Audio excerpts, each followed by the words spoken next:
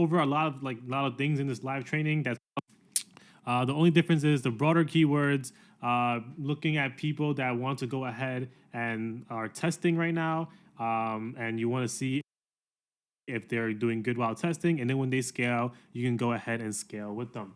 But this one is more about the testing campaign because I'm assuming right now a lot of people have been testing, and I kind of go over a lot of things in this live training that's going to talk about what if somebody goes ahead and go on a testing campaign and the testing interests are great, and then you CBO it and it doesn't work. I kind of go over that in this live training. Let me go ahead and share my screen real quick so you guys can go ahead and see. Let me know you guys can see my screen. All right, so this is basically the live training I have set up. And by the way, stick to the end because I do have a case study for you guys on how I got out of the testing phase for this product, which eventually ended up scaling all the way to 10 to 15K a day. And then the next live training, I'm probably gonna do a scaling one, showing you guys how exactly I scaled that product. But yeah, the testing campaign.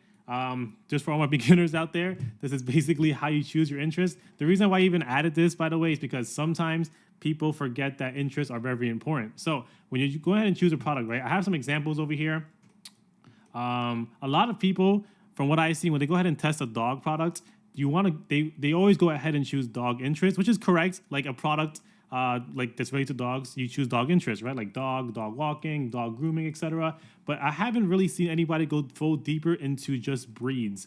And the reason why is because sometimes the interest that you choose doesn't always have to be exactly what the product is. So for example, for this one, if you want to go ahead and sell a dog product, now I'm not going to say these won't work to the left. I'm just saying these might work better for certain products or certain situations. So for a dog product, you might think dogs, dog walking, dog grooming, dog park, dog food. Whoever is interested in this might be interested in your product. Whereas majority of the time, from what I've seen, when I go ahead and test dog products, these interests actually work better. Like breeds, Border Collie, Chihuahua, Australian Shepherd, because the people in here probably have dogs, why would they be interested in Doberman's French Bulldog if they don't have a dog themselves? I mean, some people do, but majority of times, they should be interested in your product. But the reason why I even explain this is because when you're doing your testing campaign, a lot of people, I would say, either think too little about their interests or think too much about your interests. There's a balance here, and the balance is basically you want to go ahead and choose an interest basically looking at the audience that you're trying to sell to. So right here, I have it right here. Interests don't always have to relate to the product. Sometimes it just has to relate to the audience you're trying to sell to. So for example, I use this all the time, but the Hush basketball, a lot of people think, okay, it's a basketball, so what are we going to do? Basketball interest, right? People that are interested in basketball. So you go ahead and go down that interest, 10 interests, all basketball. But actually, who you're really trying to target in this specific ad, if you guys don't know what the Hush basketball is, it's basically a basketball that you go ahead and bounce and won't make any noise. It could be moms and parents. And sometimes, I'm not saying this is the winning interest for the basketball, but I'm just saying that's how different interests can be. So when people do run their testing campaigns, and they're like, oh my God, it didn't work, I got 0 sales, 0 to add to carts, you don't even know if you got the right interest or not for that product. Primarily because, well, number one, there's so many interests out there, and number two, there's so many audiences out there. But yeah, basically, that's what I wanted to say about your interests, because your interests are very important, and there's no way to know exactly if you're going to choose the best interest possible or the interest that matches your product possible. But you can always go ahead and split it up. So for example, if you wanted to go ahead and sell a dog product, you don't have to go all like this. You can go ahead and choose dogs, dog walking, dog grooming, and then go ahead and add some maybe like some breeds in there as well. Or for the basketball product, you can go ahead and split it up between people that like basketball and people that are moms and parents, or even you want to split it out even 3 times. Like you could go ahead and do Fortnite, Epic Games, those kind of interests, because maybe those people may be appealing to your products. When you don't know what your audience is, that's basically what the testing campaign is for, to figure out what kind of audiences are meant for that specific product. So it doesn't always mean what the product is. So hopefully you guys got that. Some simple things I have for you guys, things to look out for. And by the way, this is for lifetime. So lifetime just means that since the testing campaign has been running, right here. So after the testing campaign, every ad set spends $4 to $5. If it has $3 or less, you're good. Okay, it should be more. $3 or more for your CPC. You want to go ahead and kill it. The next thing you look at is the $10 per ad set. No add to carts, no initiate checkouts, you go ahead and kill it. $20 per ad set spent, no sales, go ahead and kill it. By the way, these aren't like hard numbers. Like you have to follow this to the teeth. It could be 14, 15, it doesn't really matter. And one thing I forgot to mention or write down here, if you're profitable, forget about this. Like if you spend $4 to $5 and you're at 2 to 3 ROAS and it has $4 per asset, just leave it. You're profitable. Leave it alone. Same thing for here. Well, obviously you can't be profitable without some add to carts and initiate checkouts, but it's per ad set. So for example, I'll show you later on in the case study that I have for you guys. I left mostly all my interests on, even though some of these might have higher than $3 CPCs. I also left some of these interests on when maybe it spent $10 and got no add to carts or initiate checkouts, or maybe it spent $20 and got no sales, but it was profitable overall. That means I had more of a budget to go ahead and test new interests or the old interests. But anyways, why do we start a testing campaign? It's literally specifically to figure out what are the ad sets or interests that are going to be profitable in the testing campaign over time. That's exactly why I do a testing campaign. And literally, that's the whole reason why. Or else, there's other strategies where people start off with like a broad CBO or ASC, which is Advantage Shopping Campaign. Those sometimes do work, and they do work. I know they do, but this always seems to be more consistent. Is this being recorded? Yeah, it is.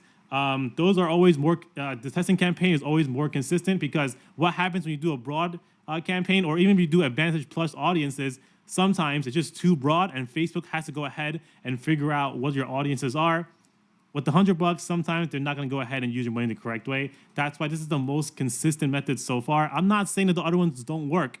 I'm just saying that this is basically the most consistent that I've seen, that all my students use, everyone that I know uses, So I'm not saying the other ones don't work. This one just happens to be the most consistent.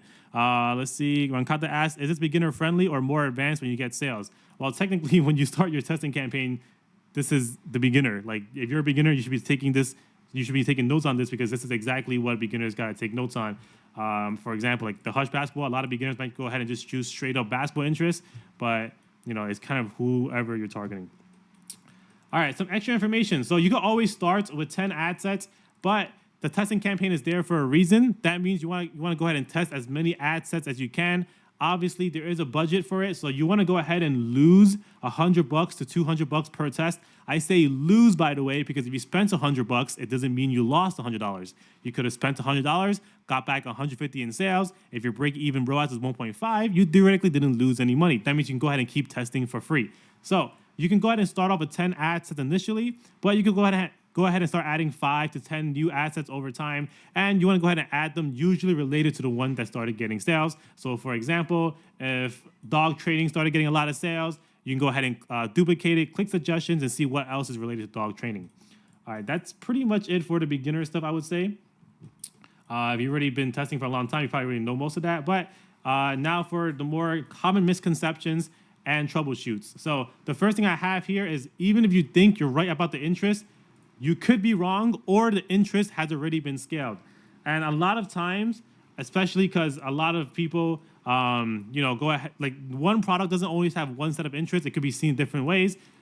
Like maybe, let's just say you're selling a dog product, you might be targeting these kind of interests, and you're like, well, it makes so much sense, Andrew, dog walking, dog food, dog toys. Why isn't this working? But your competitor is literally scaling these interests right here, which you didn't really think of, dog breeds. So you're not always guaranteed to have the right interests, even if you think so yourself. Same for the basketball. If somebody is selling a basketball, they think, oh, it has to be a basketball interest, right? But the person selling the basketball and scaling it, they might be just targeting moms and parents, which is completely different.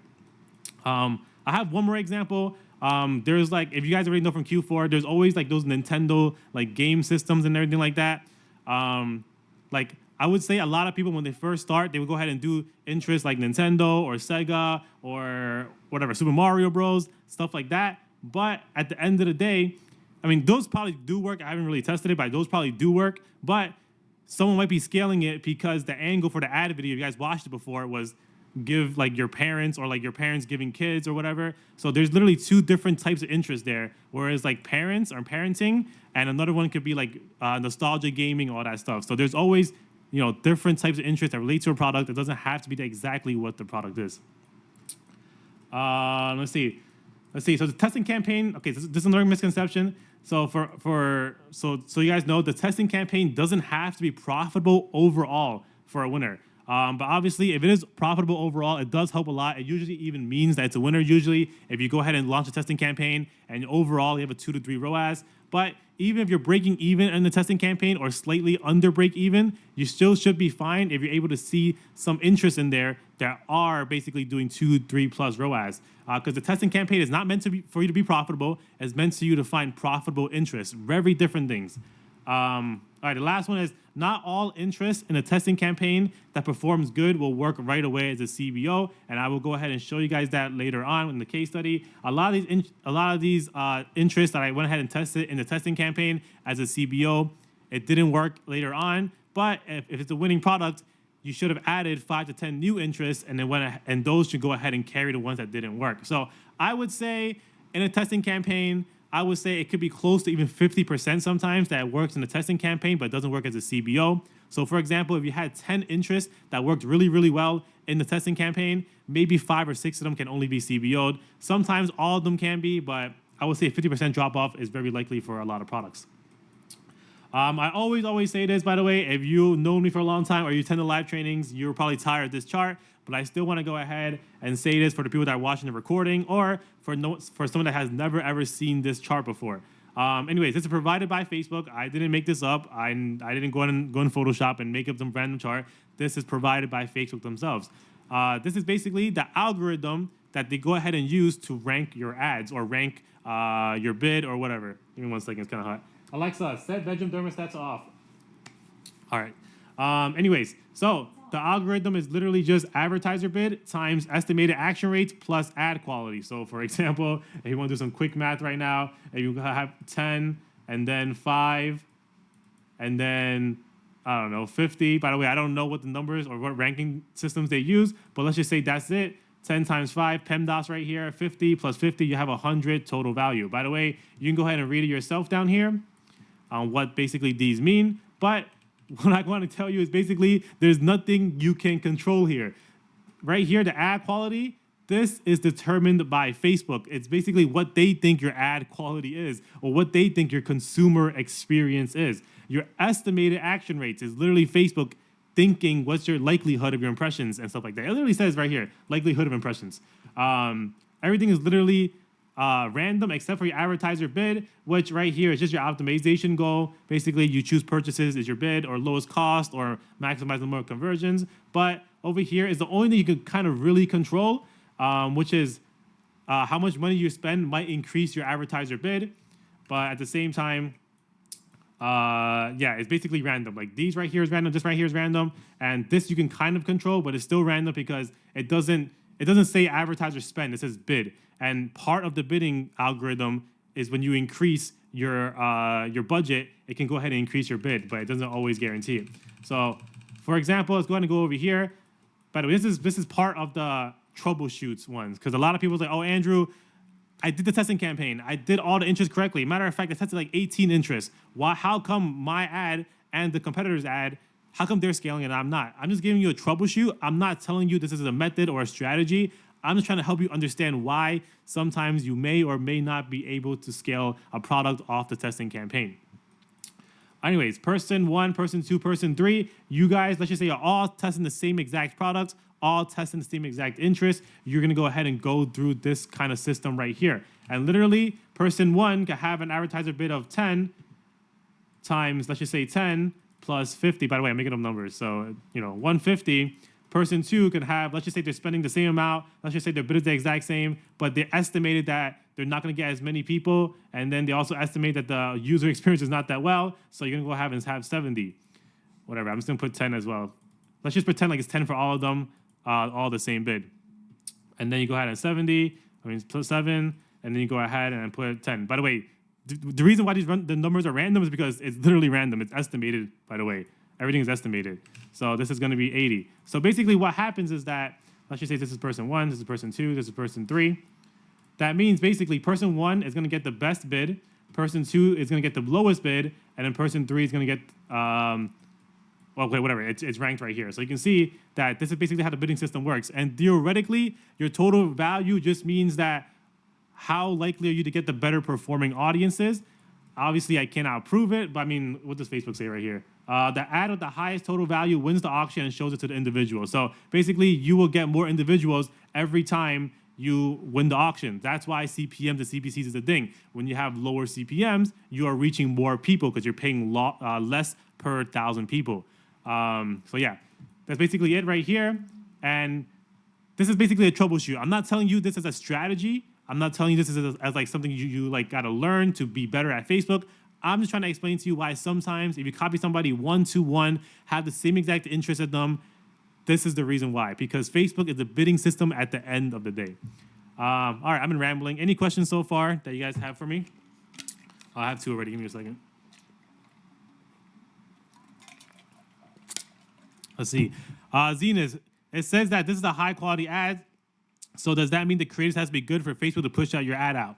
So yes, the creatives have to be good for Facebook to push your ad out. But at the same time, if you are ripping from your competitor or doing basically a similar creative to your competitor, they have the same ad quality as you or should have the same ad quality as you.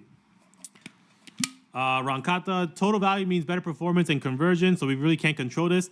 You can't control anything, but you can try to control the advertiser bid right here. And by the way, I'm going to go ahead and do something, explain something else to you. It doesn't mean that it's random on Facebook in terms of like, by the way, this is assuming everybody is testing the same product, the same winning products. If everybody here tests, if everybody here tests a bad product or a losing product, it doesn't matter how they rank this. It does not matter because they're all going to get, no one's going to buy. It doesn't matter how you get ranked. So this is assuming everyone is testing the same winning product. All right, basically that should be good. I hope you guys understood that. Like I said again, this is just so you guys understand how it works, not for you to do anything else. And by the way, I have tested this in Q4, and I also know this works. By the way, I'll just draw it out instead. I have ad account number 1, ad account number 2, ad account number 3. This is literally me. So I basically pretended, oh, if this is the case, why don't I go ahead and launch a product? But I'll launch it on like 4 or 5. But let's just go ahead and do 4 just for whatever. So I launched the same exact product on all 4 of these ad accounts. And by the way, I only did this because I know for a fact that this product was a winner. This product comes back every Q4. There was literally like 15 competitors for this product. It's already been running for 3 weeks. Every competitor is scaling up or trying to scale up. So I went ahead and launched the same exact product on all 4 ad accounts. And basically, I'm going to choose a random ad account, but basically this ad account would have like a $5 CPC. This ad account would have like a $4 CPC. By the way, like a 1 ROAS, 1.2 ROAS. I don't know. Like I'm just making stuff up. This one will have a $1.5. Let's just put 1.8 CPC, and I have like a 2.1 ROAS. And then this one will have like a $3 CPC at like a 1.5 ROAS. These are not exact numbers, by the way, but there's no difference here. I literally launched the same exact product on ad account 1, 2, 3, 4, same creatives. Basically the same interest. I did kind of like mix and match some interests just to make things a little more experimental. But generally the same interest, the same audiences, whatever. Why did this ad account do better than all these 3? Please tell me why. But I mean, you guys already know because of this system right here. And basically this is the ad account I went ahead and scaled with, and this is the ad account I'm gonna go ahead and show you now. But these 2 right here, everything was the exact same. If you went ahead and pretended like this was Justin, right? This was Jan, this was me, and then this was Rankata. You guys did nothing different than me, right? And I went ahead and was still able to scale higher just because I won the bid in this system right here. And by the way, can you control any of this? No. Aren't you just competing with yourself if you do that? Yes, but at the same time, I knew this product was a winner, so I know that whoever wins certain bids, like let's just say like past this amount right here, I have more of a chance to go ahead and win the bid. Now, could have all of these failed? I lost $500. I mean, $400. Yeah, I could have. But yeah, you are competing against yourself. And also, I mean, I probably shouldn't say this, but there are people out there that not only scale 1 store, but they compete against themselves and scale 2 stores, 3 stores, 4 stores. I mean, they don't really get that high, but usually people have ran 2 products on different stores competing against each other, and they're both winning the bid and whatnot. So yeah, but I mean, it is costly and it does cost time and money. But yeah, that's basically what happened. If it wasn't for this, by the way, I tested it on 1 ad account before this, that product for a few days. It always gave me like a $4 CPC, like a 1.2 ROAS. Like it was not really like that crazy. until I tested it on 4 different ad accounts, and finally one of them hit. Ron Kata, so number 3 randomly won the auction, you say. Yeah, basically. By the way, I want to repeat this. This is not luck. If person 1, 2, and 3 all tested bad products, there doesn't matter who wins. You're all gonna get bad audiences. It doesn't matter. So this is only to troubleshoot, or not troubleshoot, to explain what happens when multiple people test winning products. Because if Facebook wasn't a bidding system, theoretically, as soon as you find a product, choose the same exact interest of somebody, you should automatically win just like them. But obviously, that's not the case for a reason.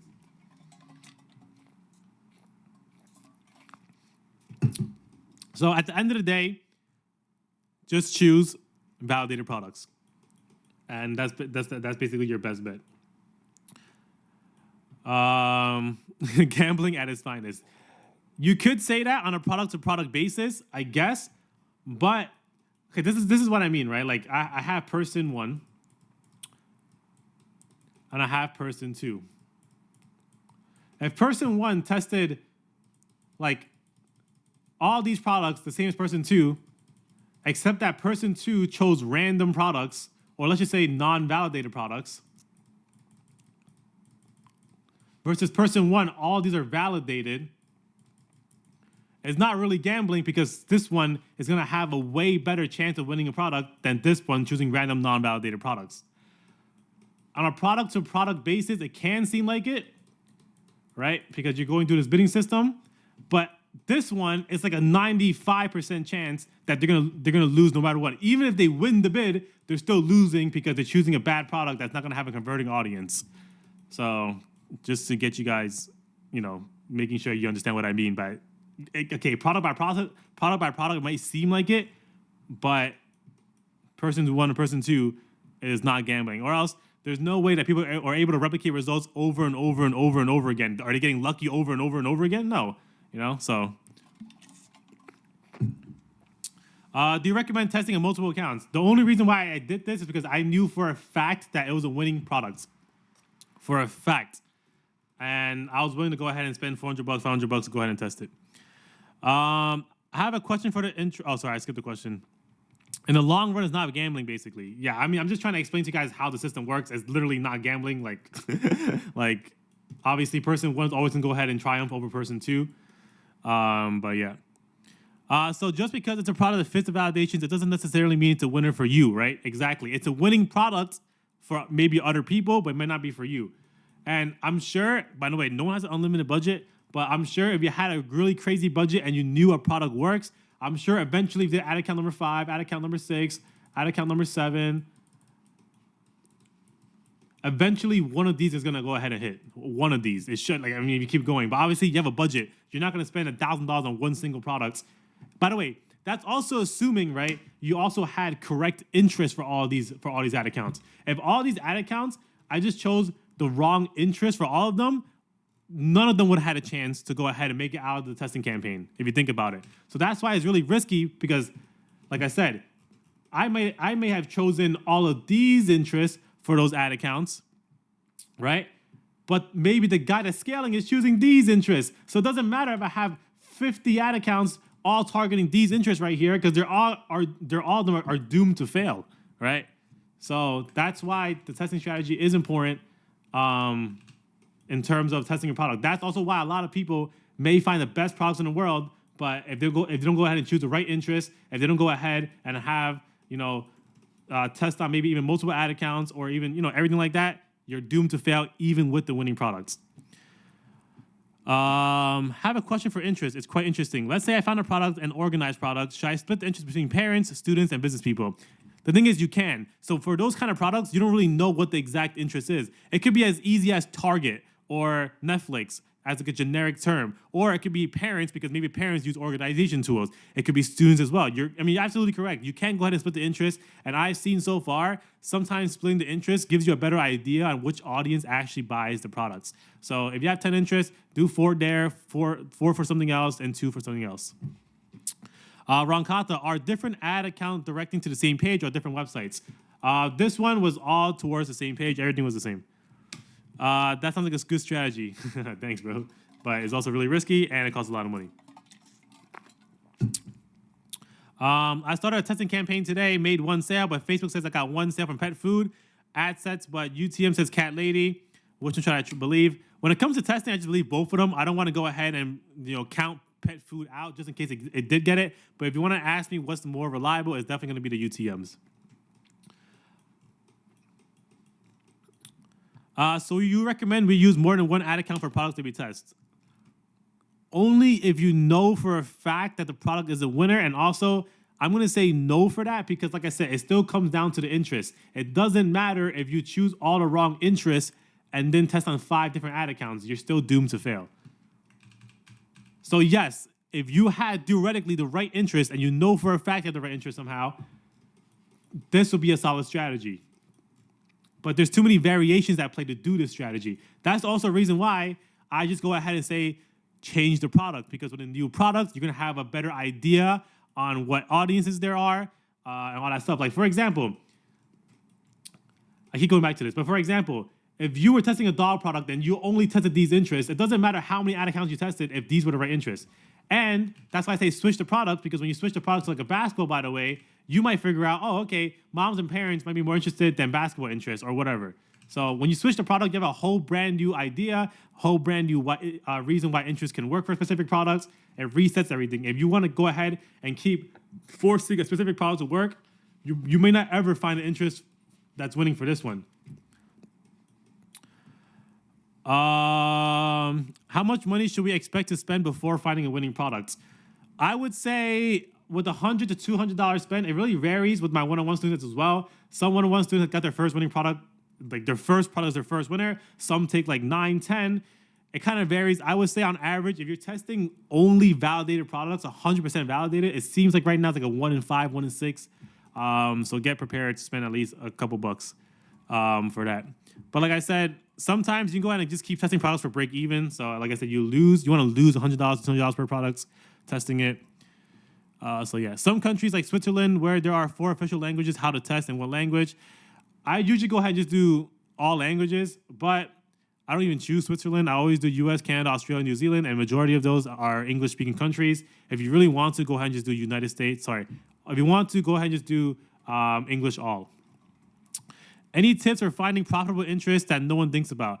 I'm not saying that to find hidden interest that nobody thinks about. I was just trying to explain to you guys like why your testing campaign may not be working. And like I said, you always want to go for relating to the audience is trying to sell to, right? Like if you're trying to sell, like, for example, like a journal, right? Your winning interest might not always be like, I don't know the interest for journaling, but let's just say journaling, I'm making stuff up. Stationery, notes. Like it may not always be like these kind of interests. It could be whoever you're selling it to. For example, it could be like, I don't know, like mom, parenting. I'm making stuff up, by the way, but that's what I'm saying. It could be different than what the actual product is. Now, I would say for a majority of the time, the interests that relate to the product work. I'm just saying some of these products require a little bit more work, where it's like not advertising to what the product is, but what the audience is or what relates to the audience. So then how do we figure out the right interest for a product? Just try different categories of interest. Basically, you're never going to know for sure. You're never going to know 100% for sure, but you can go ahead and try your best to find your right interest for the product. It has to make sense for the audience. I'm just giving you guys like a tip for why. Is there an ideal amount of spend or loss when you should stop testing and test something else? Yeah, $100 to $200 to test a product. So if you spend if you spent $100 and you got back $150 and your break-even ROAS is 1.5, theoretically you didn't lose anything. So you go ahead and keep testing. But if you spend $100, got no sales, you should probably go ahead and stop testing. If you spent $500, got back $300, you probably lost around like $100. If your break-even was like 1.5, you might want to go ahead and do like 150 or 200 before you go ahead and stop testing.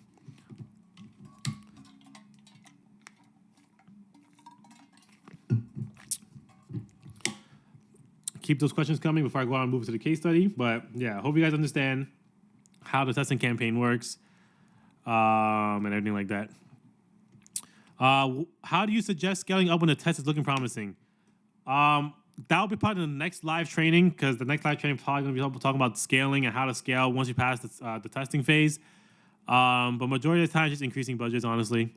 What's your thoughts on testing with broad? Just a strategy people are having success with lately. Yeah, broad always, like, it could work. It doesn't.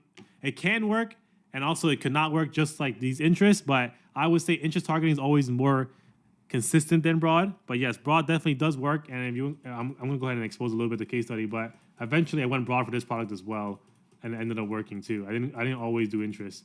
I did broad at one point as well, and you can see I got 2 ROAS. So eventually, it ended up working too.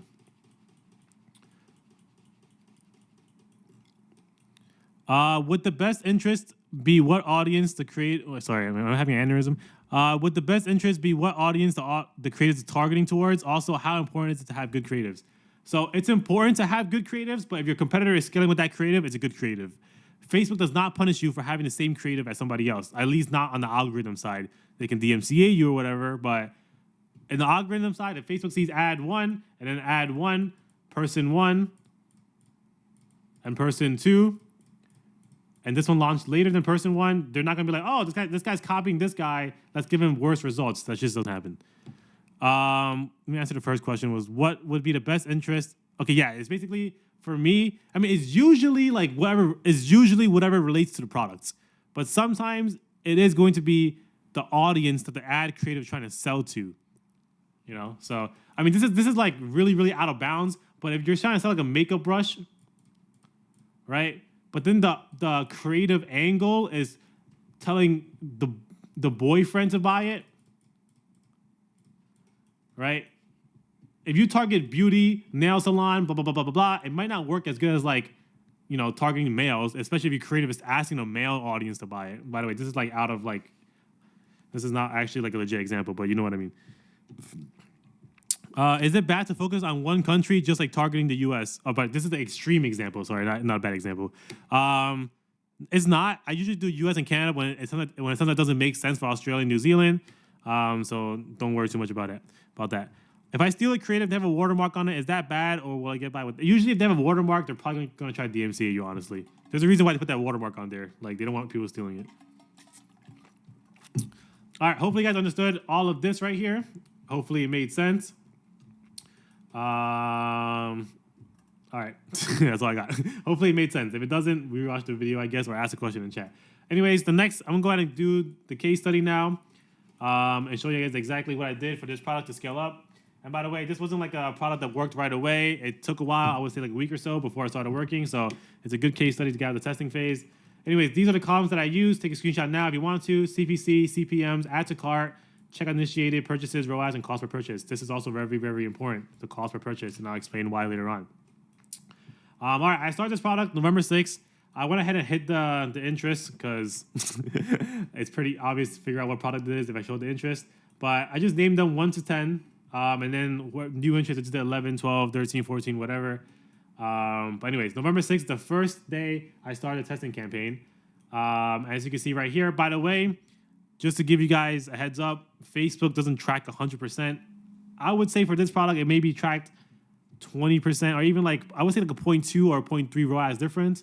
So for this one, it might say 1.7, but it was probably like a 2 ROAS that day. So yeah. Do you name ad sets campaigns like that due to BM spies? No, if you went to the BM spy, they could go ahead and click edit and look into it, so it doesn't matter. I just did it for this live training. All right, so this is the testing campaign. First day running, you can see I spent $100. I chose 10 interests, $10 each, all basically related to the product. Right here, you can see a lot of add to carts, a lot of checkouts initiated.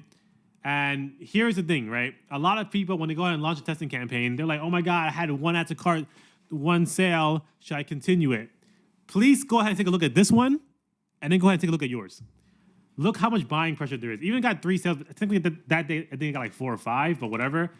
But this should be the add to carts and checkouts and whatever for a winning product usually. I'm not saying if you don't have this, it's not going to be a winner, but majority of winners usually have buying pressures like this. And by the way, if you don't know what buying pressure is, it's just basically add to carts, checkout initiated. And did I do anything different from you guys? No, I launched the same test, the same 10 ad sets. I launched the same $10. It's the exact same. All right, so basically in this testing campaign, I didn't really do much. I mean, there's not much to go off of. I think the UTMs did say this one got a sale, number 4. If I remember correctly, it was this one that got a sale. So there's actually 2. I don't remember if it got any more sales, but yeah, there's nothing to do. I just left it on for the first day. I don't know if I CBO'd anything, but theoretically, for example, let's just say I think the 4 did get a sale, but I don't remember. But let's just say 4 got a sale and those 2. And overall, if I was profitable, because if I got another sale, probably like a 2 ROAS instead of a 1.75. By the way, break even for this product was like a 1.4, 1.5. I would have probably definitely CBO'd 4, but I don't remember if I did or not. But I'm just saying in case I do later on. I don't really remember. But what I can tell you is that right now, none of these match the description to go ahead and kill these interests. Every single one of these interests that I tested right here has at least 1 add to cart, 1 initiate checkout, or even some sales. So scroll back up here. Things to look out for: $4 to $5 spent per asset. If it has $3 or more in CPC, kill it.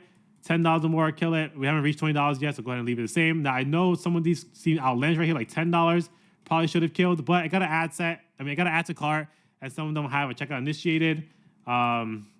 Some of them are disabled. Why? When I go on later on, I do end up turning some off. By the way, this is not live. Like, I didn't take this screenshot on November 6th. I took the screenshot today, and as of today, these are turned off. But I'll tell you why later on. So just ignore this, I would say, because it's I didn't take a screenshot on November 6th. But anyways, I didn't turn anything off because it's profitable and we're good to go. And usually, let's just pretend like this got 0 add to carts, this got 0 initiate checkouts, this got 0, this got 0. Let's just say all these got 0. I still would have went ahead and left all of these on right here because I was overall profitable for that day, pretending like I got a 2 ROAS instead of a 1.5, 1.75. I would have left all of them on because when you're profitable, you don't want to go ahead and turn off ad sets that may work. The reason why I have this right here is because there's a budget for everybody. Where'd it go? I have these right here because everyone runs on a budget. And when a product is not working, you want to stick to this budget because it's not working. Why you want to spend more money on it? You want to go ahead and stick to that budget. But when you are profitable, who cares? Just leave it on because sometimes these ad sets won't show themselves until like $20 in spend or $30 in spend. But when it's not working already, you don't want to keep testing and testing and testing. There's definitely a balance between how much money you're using for testing. All right, that's basically it. I don't know if I CBO'd it or not. Let's get a preview. So November 7th is the next day, 1-day view. So you can see some other assets got sales, and that day I got 2.26 ROAS. It was actually a lot higher, probably like 2.7 or 2.6, but that's besides the point. Facebook doesn't track 100% correctly. All right, looking here, that's 1-day view. It doesn't really matter. So by the way, when you judge the testing campaign, you always want to judge lifetime of the testing campaign since when it started. There's an exception to this. If you've been testing for like a week plus straight, maybe you want to go ahead and look at the last 2 to 3 days or 4 days or 5 days. But majority of the time, you want to go ahead and do lifetime in the very beginning. So I'll show you exactly what I mean. So November 7th, this is the 1-day view. So this will look like on November 7th. So when this is the 1-day view, that means that even if 8 got a sale yesterday, it's not going to show up for today, obviously. Anyways, November 7th, last 2 days view. That means lifetime for this campaign at least because it launched yesterday.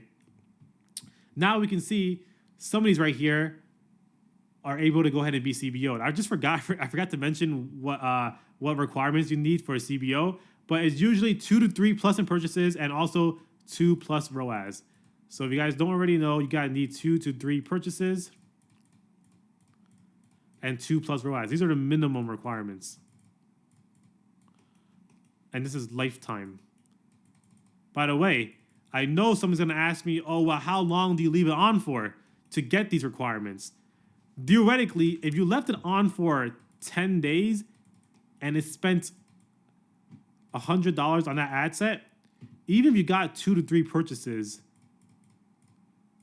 you're not going to get 2 plus ROAS. But by the way, this is assuming that you got a $30 AOV product. You're not going to get a 2 plus ROAS. That's why it's very important to have both of these like checked off. It's not one or the other, it's both of them. And like I said, most people ask, okay, so how long? Like I said, if you're spending $10 per asset and then you go ahead and let it run for 20 days to get 2 to 3 purchases, you're not going to have a 2 to 3 ROAS on it. So yeah, that's pretty much it. Anyways, somebody's right here. So these three right here can be CBO. Now I don't like to go ahead and CBO too early. I mean I do, but at the same time I don't want to CBO all three of these. I don't think I did. I usually choose between 1 and 2 CBOs per day, especially in the beginning. But that's also a reason why I have cost per purchase or cost per result right here to see which one I want to CBO. For this one, I'm not sure which one I CBO. Take a sneak peek. I probably should have prepared more for the live trading. Okay, so I CBO'd 2. I CBO'd 6 and 4. And the reason why is because obviously 2 to 3 purchases plus 2 plus ROAS. So I CBO'd 4 and 6, as you can see right here. The next day was November 8th. It did not do too hot. 0.56 ROAS, 0.76 ROAS. But at least the testing campaign for November 8th still had a 2 plus ROAS, or around the 2. And like I said, this is probably break even because, like I said, it doesn't track 100%. It was probably like a 1.6 ROAS that day, 1.7, I don't know. But it was basically breaking even. As you can see, firsthand right here. Andrew, why did it not work as a CBO? It did so well in the testing campaign. Trust me, I had the same issues as you guys. First, as a CBO, it did not do well, 0.5 and 0.7. But yeah, that's basically it. But let's go ahead and take a look inside the testing campaign over the last 3 days because you want to look at a lifetime. As you can see, November 6th to November 8th, that's 3 days. And you can see right here, 6, 4, 5, 15, 12. Like these are the ones I would say, okay, never mind. Okay, a lot of these are doing good. Basically, all these are doing good from right here. Sorry. All of these are doing good from right here. And we already CBO'd 4 and 6. So this is already gone. These two are already gone. So what I want to go ahead is probably go ahead and CBO 5 next. Right here. But I'm going to go ahead and November 9th. Yeah, I did go ahead and do that. So you can see the next time I did that was, you see, 5 is CBO now. Now I have 4. I have CBOs for 4 and 6. I left them on just because I was breaking even yesterday as a 1.43 or maybe even a little bit above break even because of Facebook tracking. But now I have 3 CBOs, as you can see, and boom, did not do good. 0.41, 0.57. This one did great at 2 ROAS, so I didn't really do anything. You can see I kept it all the same at $100 as a CBO. But yeah, like I want to go ahead and start killing ad sets now, probably because look, the testing campaign is not giving me a good ROAS anymore. It's at 1. Remember how in the beginning I didn't go ahead? Okay, I actually forgot to mention one thing right here. I added new ad sets, so I forgot to mention that. As you can see right here, there's 11, 13, whatever, 12. I added this a day back because things were doing so well for these 10 ad sets. You can see it stops at 10. I added 11, 12, 13. As you can see, it spent $0 that day. So I actually added it on November 7th and November 8th to start having new assets. So I basically so how I came with these ad sets is I literally duplicated 6, 4, 5 and click suggestions related to them because these are working. I want to go ahead and see what else is working for 6, 4, and 5. So I went ahead and added a few more ad sets, making in total 18 ad sets, 5 to 10 of them. So I went ahead and added them. And that's why you can see new ad sets like 12, 15, etc. But yeah. Where am I up to right now? So yeah, I have these right here. Now I want to go ahead and start turning off ad sets. So in the testing campaign in the last 4 days, as you can see, some of these can go ahead and get turned off. Like you can see $30 spent and below, go ahead and get turned off. The last 4 days, when I scroll down, you see all these assets can go ahead and get turned off. I already spent $30 or whatever, and it didn't really get any sales. I think I have this one on. Maybe a UTM track some sales for this one, but for some reason, let's just pretend like Facebook is 100% correct and there's no UTMs involved. Then theoretically, you will go ahead and turn off this one as well. There's probably a reason why I didn't turn off this one because of a UTM or something. But yeah, now I'm going ahead and turning off some of these assets because I got a 1 ROAS today for testing campaign. There's no point in keeping assets on, or you want to go ahead and see what assets are not performing in the testing campaign. So yeah, I went ahead and started killing ad sets. I want to save money. But I went ahead and take a sneak peek real quick to see what I did on November 10th. Okay, so I added another CBO in the testing campaign. So right here, CBO2, as you can see, is doing really well. $12 cost per purchase. So I went ahead and CBO number 2 as well. So November 10th now, you can see I have a testing campaign. I still have 4, 5, 2, and 6, as you can see. But you can see right here, 4 CBO, no sales. 5 CBO, 0.61, 2 CBO did pretty good. and the 6th CBO, basically no sales. So now it's not only, and I'm breaking even. So now I want to go ahead and take a look at inside the testing campaign 2 right here, 2.47 ROAS. I want to see what else I can go ahead and add to the CBOs. And this is, by the way, an indication that not every single interest that works in the testing campaign is going to work as a CBO. Literally a validation and proof right here. Because 5, 4, these were CBOs that were working really well in the testing campaign. That's not working in the CBO right now. But inside the testing campaign for the last 1 day, you can see 12 got good sales, 5 got good sales, 8 got good sales. I went ahead and turned off a lot of these assets right here, as you can see from the day before. Scrolling down, this is going to go ahead and be the lifetime campaign. Right here. So a lot of these CBOs or a lot of these assets are working really well. So I want to go ahead and probably add some new assets, but I also want to go ahead and turn off some CBOs. So I'm going to go ahead and decide to kill 4, 5, and 6 because this is the last 5 days. So these CBOs in the last 5 days have not done anything for me besides lose me money, right? Go ahead and turn these off.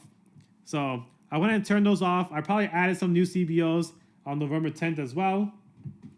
Probably this one right here, because it's, okay, I'm confusing myself. Okay, so yeah, so we don't have 12 anymore, or we don't have 12 as a CBO. Right now, we only have the testing campaign, and we only have 2, because these are only 2 that are doing good over the last 5 days. So I want to go ahead and add another CBO. 2 is already doing good right here. We kept it on. I probably should have added it to 15 and 8 as well, or is 8 already here? No. By the way, it won't be that confusing for you guys when you CBO or do interest because it's going to say the actual interest here, like dog walking, dog grooming, whatever. It's just confusing now because it's numbers. But yeah, 12 is going to be CBO next because it's doing the best in the last 5 days. So let's go ahead and go to November 11th. As you can see, looks like I have 5 in the CBO. Oh, no, I turned it off. So 5 is gone because that was part of the last one. But yeah, now I only have 2 CBOs left, 2 and 12. And right here, 2.89 ROAS, really good. 12, 2.42 ROAS, really good. So that tells you 4, 5, and 6, even though they did really good in testing campaign, they did not perform well as a CBO. I don't want to go ahead and just leave it on there and see if it will figure itself out in the next few days. It didn't work over the last 2 days. Go ahead and kill it. So that's exactly what I did. 4, 5, and 6 are gone. Now I only have 2 CBOs left on November 11th. As you can see, 3.2 ROAS, which is really good. So yeah. So now we're going to go ahead and take a look inside the November 11th testing campaign over the last 6 days now, because now we're 6 days into the testing campaign. As you can see, we already have some campaigns. So 2 and 12. 2 and 12 are already there. We tried 6, 5. I think we also tried 4, I believe. Let's go ahead and take a look. Sorry, this is confusing, I know, because there's numbers involved. But I'm just trying to see what CBOs we already tried. 2, 6, 5, 4. So we already tried 2, 6, 5, and 4. Right here. 2, 6, 5, and 4. So these have already been tried. The one I didn't try is 15 right here. So you can see November 11th, doing great. So I'm going to go ahead and put that as a CBO as well. So the next day, okay, yeah, I did CBO 15th, as you can see. And now it's giving me a 3 ROAS. These two are not doing so hot, 1.5, 1.3, but it's not bad. It doesn't really matter. Like I said, my break even is 1.4 to 1.5. So they're right there on the break even line. But the 15 CBO did really good. Now, imagine if the day before I didn't CBO 15, I probably would have been just breaking even or whatever, because this carried the ad account at 3 ROAS right here, right? So remember, the testing campaign is there for a reason. What are you hiding with the red boxes? It's just part of the scaling campaign. I think I show it later on. But I didn't want you guys to focus on it. It's 0 spent anyways. So I didn't want you guys to focus on it because it's like related to testing campaigns. Okay, I lost my train of thought now, but it's fine. November 12th. Yeah, so right here, this is basically all I have. I'm going to leave these 2 alone. I'm not going to kill it. I'm not going to be too rash and kill it. They're breaking even or close to breaking even. And they did good the day before as well. So you don't want to go too rash on it. And I was profitable that day at around 2 ROAS anyways. So it didn't really matter. Anyways, now November 12th, inside the testing campaign over the last 7 days now. So now we're 7 days deep into the testing phase, right? And we're still in the testing phase. We're not really out of it yet. I could say we're out of it because some of these CBOs are working now, but we're not fully out of it. There's definitely more interest inside the testing campaign that could be turned into CBOs. So going and scrolling down now over the 7 days, we have 15, which we already tried, I believe. So 15, 12, 2. We already tried. I believe we already tried 6, 4, and 5, whatever, I believe. Did we try 6? I'm getting confused myself. Give me 1 second. We did try 6 already. But yeah, let me go ahead and see what I did. So even though we already tried this, by the way, and this is why I say in text AMA all the time, if you already tried an ad set and it's not doing well, and it didn't do well in the CBO, you can wait to see if it keeps doing well in the testing campaign. So 6 is still doing well in the testing campaign. It's literally keeping up with 15 and 12. So I went ahead and probably CBO'd 6 right here. Okay, yeah, I did. So I CBO'd 6 right here, as you can see now. And remember, 6 was a failed CBO in the beginning that I went ahead and turned off. And like I said to you guys, whenever a CBO doesn't work in the beginning, you can still test it on later. You can turn it off for now, but test it later on when it's still working good in the testing campaign. And you can see 6 is clearly keeping up with all these CBOs right here. I'm sorry, with all these other interests right here. So yeah, right now on November 13th, I have 6, 15, 2, 12. The overall ROAS is not that good, 1.24. 6 CBO, didn't do good, 0.75. 15 CBO, nothing. This one, not good either. The only one that did good is 12. The testing campaign is all right, like 1.6 is not bad. But yeah, now the November 13th is not doing good. But it was still, I would say, break even because I said Facebook doesn't track all the way. It was probably around like a 1.4, so it is kind of breaking even. Let me see the next slide. Yeah, I don't think I did anything. So the 13 to 14, I don't think I touched it at all. So yeah, I didn't really touch it. I think I increased, and by the way, this is for scaling, 12 CBO, 300. Yeah, I increased the budget on the 12 CBO, but this is more for the testing. Sorry, this is more for like the scaling live train that I'm gonna do. But yeah, I increased the budget on this one because this one did good and everything else didn't, so I didn't touch it. But anyways, I didn't really touch much. It's still 2, 12, 6, and 15. And the next day, 1.68, which is not the best, but like I said, it's still off by like 0.2, so I was still profitable that day, November 14th. But inside the testing campaign in the last 4 days now, the reason why I did the last 4 days, by the way, is remember what I mentioned above. You don't always want to do lifetime because now we're like 8 days deep, 9 days deep into this testing campaign. You can't rely on the data since the very beginning. You want to go ahead and rely on the most recent data, which is the last 4 days.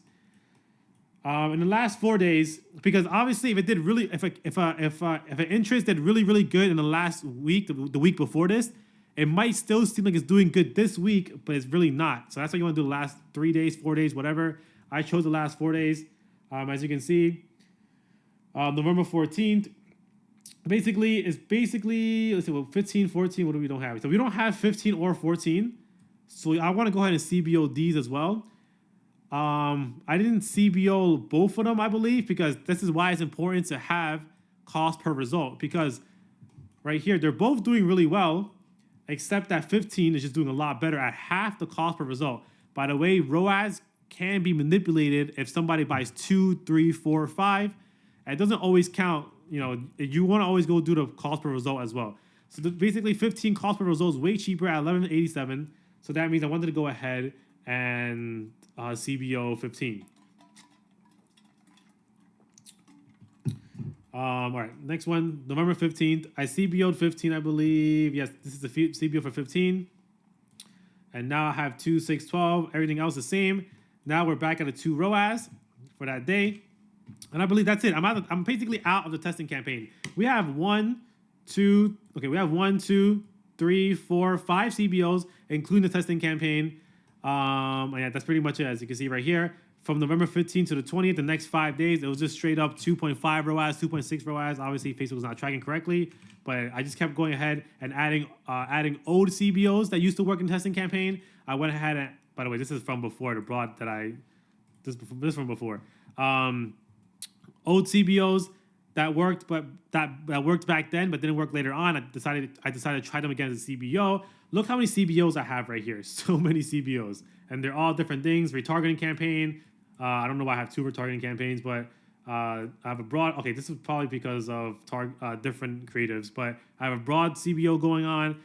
The next 5 days was just straight up money printer, 25% margins. I was making good money. Pretty much it. And then what I have right here, November 20th. This is the testing campaign since the very beginning. So as you can see, this right here, this right here, this right here, this right here, this right here. This is not good. This is not good. This is not good. This right here are good. So yeah, that's pretty much it. I'm out of the testing campaign. I didn't really utilize it anymore. I was scaling already. So yeah, I hope you guys learn a lot off this case study. If you guys want me to do more of these, let me know. But that's basically how I got the testing campaign. And remember what I said, like, it took me 7 days or 8 days to get out of here. These first few CBOs weren't even doing that well. If you go ahead and scroll all the way back up, like 0.6, like what? Like some of these didn't even get sales of the CBO, right? So that's why I mean, like, people give up too easily sometimes when it comes to setting up these CBOs and the testing campaign. But yeah. All right, I'm going to answer some questions now. If you guys have any questions, hopefully that was interesting. You guys learned a lot, but yeah. Why would an interest perform good at testing and not at a CBO? I'm too new to know, and then put it back in the testing stage. Sometimes it's just like that. You know, you're spending so little in the testing campaign. It's not guaranteed. It could have been lucky sales, but I think eventually right here, if I go all the way back down, eventually a lot of these ad sets or new CBOs that I introduced are old ones that worked back then, but I went ahead and turned it off. It comes down to like optimization and also your ad account. Does it know exactly what it's doing, like what audience it's choosing? So sometimes I've seen, like, once you get to that stage where you are like scaling so high and Facebook already knows your audience, you can literally choose an interest that doesn't even make sense to your audience, and it'll still be able to get sales off of that interest. I mean, maybe not profitably, but that's why broad CBO works at some point, because when it comes to broad, I'm not targeting anything, and it's still able to give me some customers, right? So to answer your question, basically, just not enough spend. Not enough spend. It could have been lucky sales. The testing campaign is not a guarantee. It is just what's more likely to go ahead and test a scale as an ABO.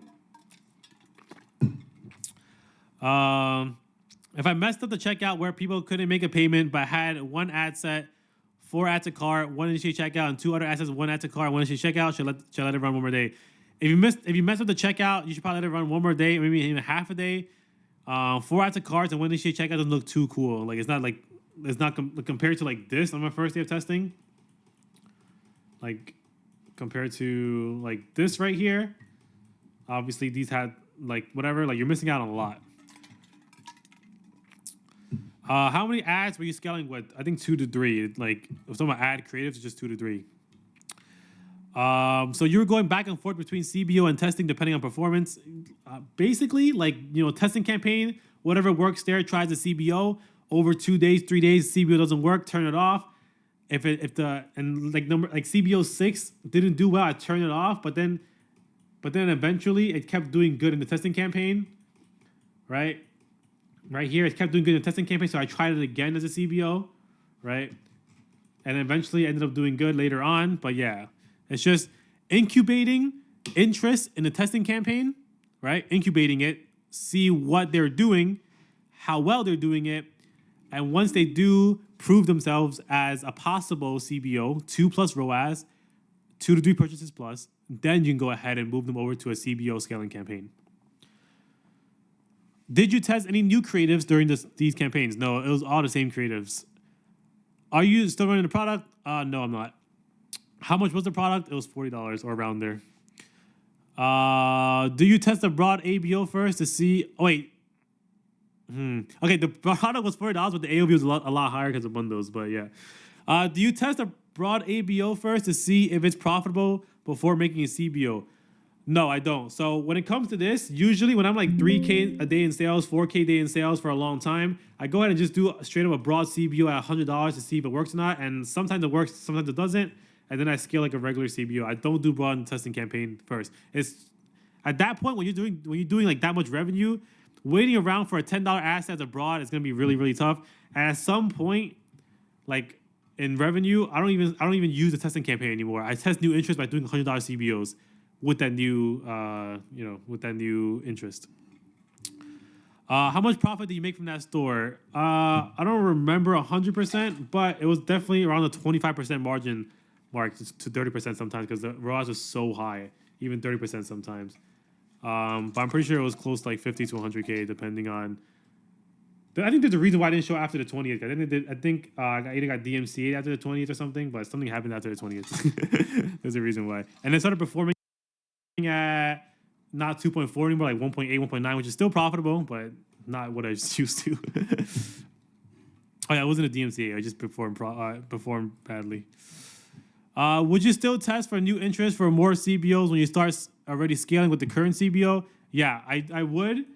And that's how you prolong the life of a product. You know, so you would definitely still go ahead and test new interest At some point, I start testing new interests as CBOs, not even as testing campaigns anymore. When you get to that point, and this is more for like the scaling campaign and whatever, when you get to that point, it's trying to prolong the life of your product. You just test a random stuff. You test, and I'll talk about this more in the scaling test live training. But you just test random things, and sometimes it'll work for your account. Some random things can include broad CBOs. Some random things can include combining 10 of the best interests into one ad set. Some random things could be doing CBO like DCT or whatever. Like it's a bunch of random things you can go ahead and try. And if you have a good optimized ad account, sometimes it'll just work just because it's optimized and it's good to go. Not, but if you don't have anything else to test, you want to take a gamble on that, you can go ahead and do that. Can you explain for us beginners what exactly is a CBO and how is that different from a normal campaign? I don't know. For beginners out there, just go ahead and click duplicate on the ABO, new campaign, and turn on Advantage campaign budget. And I don't want to explain too much in this live training because it's not really meant 100% to explain what it is, but let's just say ad set 1, ad set 2, ad set 3. Instead of giving every single ad set a budget, you give the whole campaign a budget. So let's just say $100. And Facebook will choose what they want to do with it. It might give $50 to ad set 1. It might give $25 to ad set 2 and $25 to ad set 3. That's the explanation of it. But to be honest, all you got to do is make sure you turn on that toggle when it comes to campaign. What was it called? They changed the name to Advantage budget campaign or whatever, or campaign budget in the campaign settings. When you say 3 ad sets in the CBO, let's say one ad set is not performing when you turn it off. Do you just duplicate one of the assets inside that performing well and set it for 0-0 for the next day? I don't. I just leave it like that. So if a campaign has ad set 1, 2, 3, and this is not doing well, I turn this one off. I just leave these 2 running. I don't go ahead and duplicate in another one. By the way, it might work if you're scaling. Test it out if you want to. It might work. It probably does work, but I've never done it, so I don't want to say yes or no. I mean, I don't want to say yes when I don't know. Yeah, to keep it at 3 assets, no, I don't. I just leave it, and that's why I also mentioned one ad set does work. Right, so that's why if you have ad set 1, 2, and 3, and you kill both of them, and you only have ad set 1 running, it'll still work. Should I DM you on Insta for the mentorship? Discord is fine. Any success with cost caps and bid caps? I've tried them once a very long time ago. I haven't tried them ever again, so no, I haven't had any success with them. But that's one of those things I would try when I'm scaling, because when you're scaling, you just want to try every single different thing to see if things work. And that's pretty much it. Scaling is the funnest part, honestly. Is the product the same product you were running that made 31K? Yeah, that was the same one. Why not just start with the CBO with all assets inside and then it'll show you the results, or am I stupid? ABO works better because if you have ad sets 1 through 10, right? 1 through 10, it might... Like, you want to make it even for all the ad sets. So you want all of them to do $10 because it has even spending. You don't want... And then if Facebook chooses, it might spend $30 for asset 10, $20 for asset 2, $1 for asset 6, whatever. So that's what you want to give it. Testing campaign, you want to be even, and you want to make sure it's fair. At what point do you do retargeting campaigns? After 3K day revenue? Yeah, if your chart... So let's just say this is your Shopify chart. If your chart looks like this, and right here is where you hit 3K a day in revenue, right here, I would start retargeting around here. Because you're still collecting a lot of audiences on the way up. If your Shopify chart looks like this, and let's just say 3K is over here and you haven't touched it yet, but you're consistently getting 2K a day in sales, maybe because it's not profitable after that, you can go ahead and start retargeting around like here or something.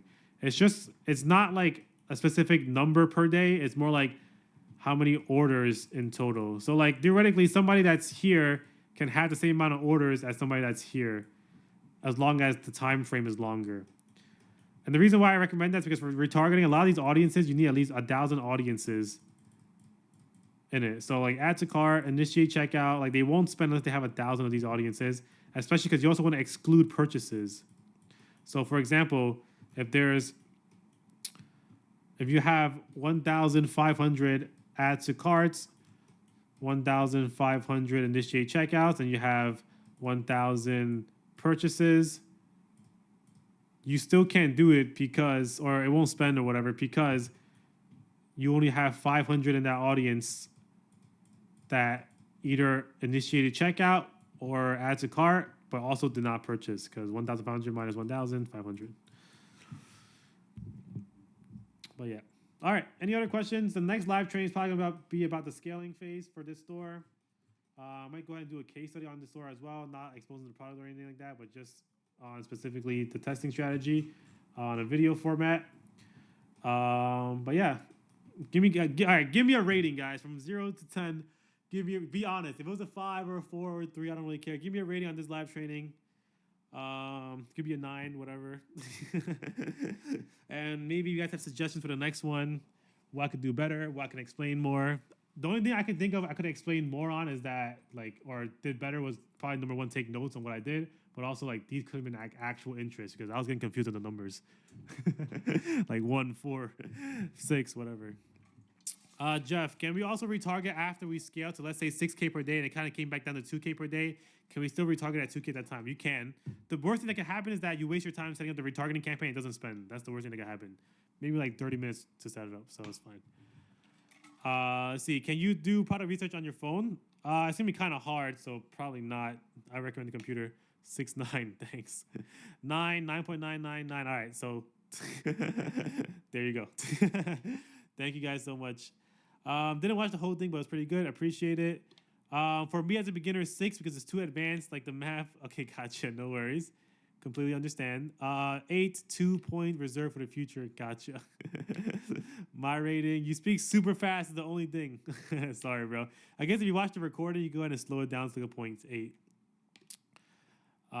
Let's see. Why is product research so hard? I can't find any products.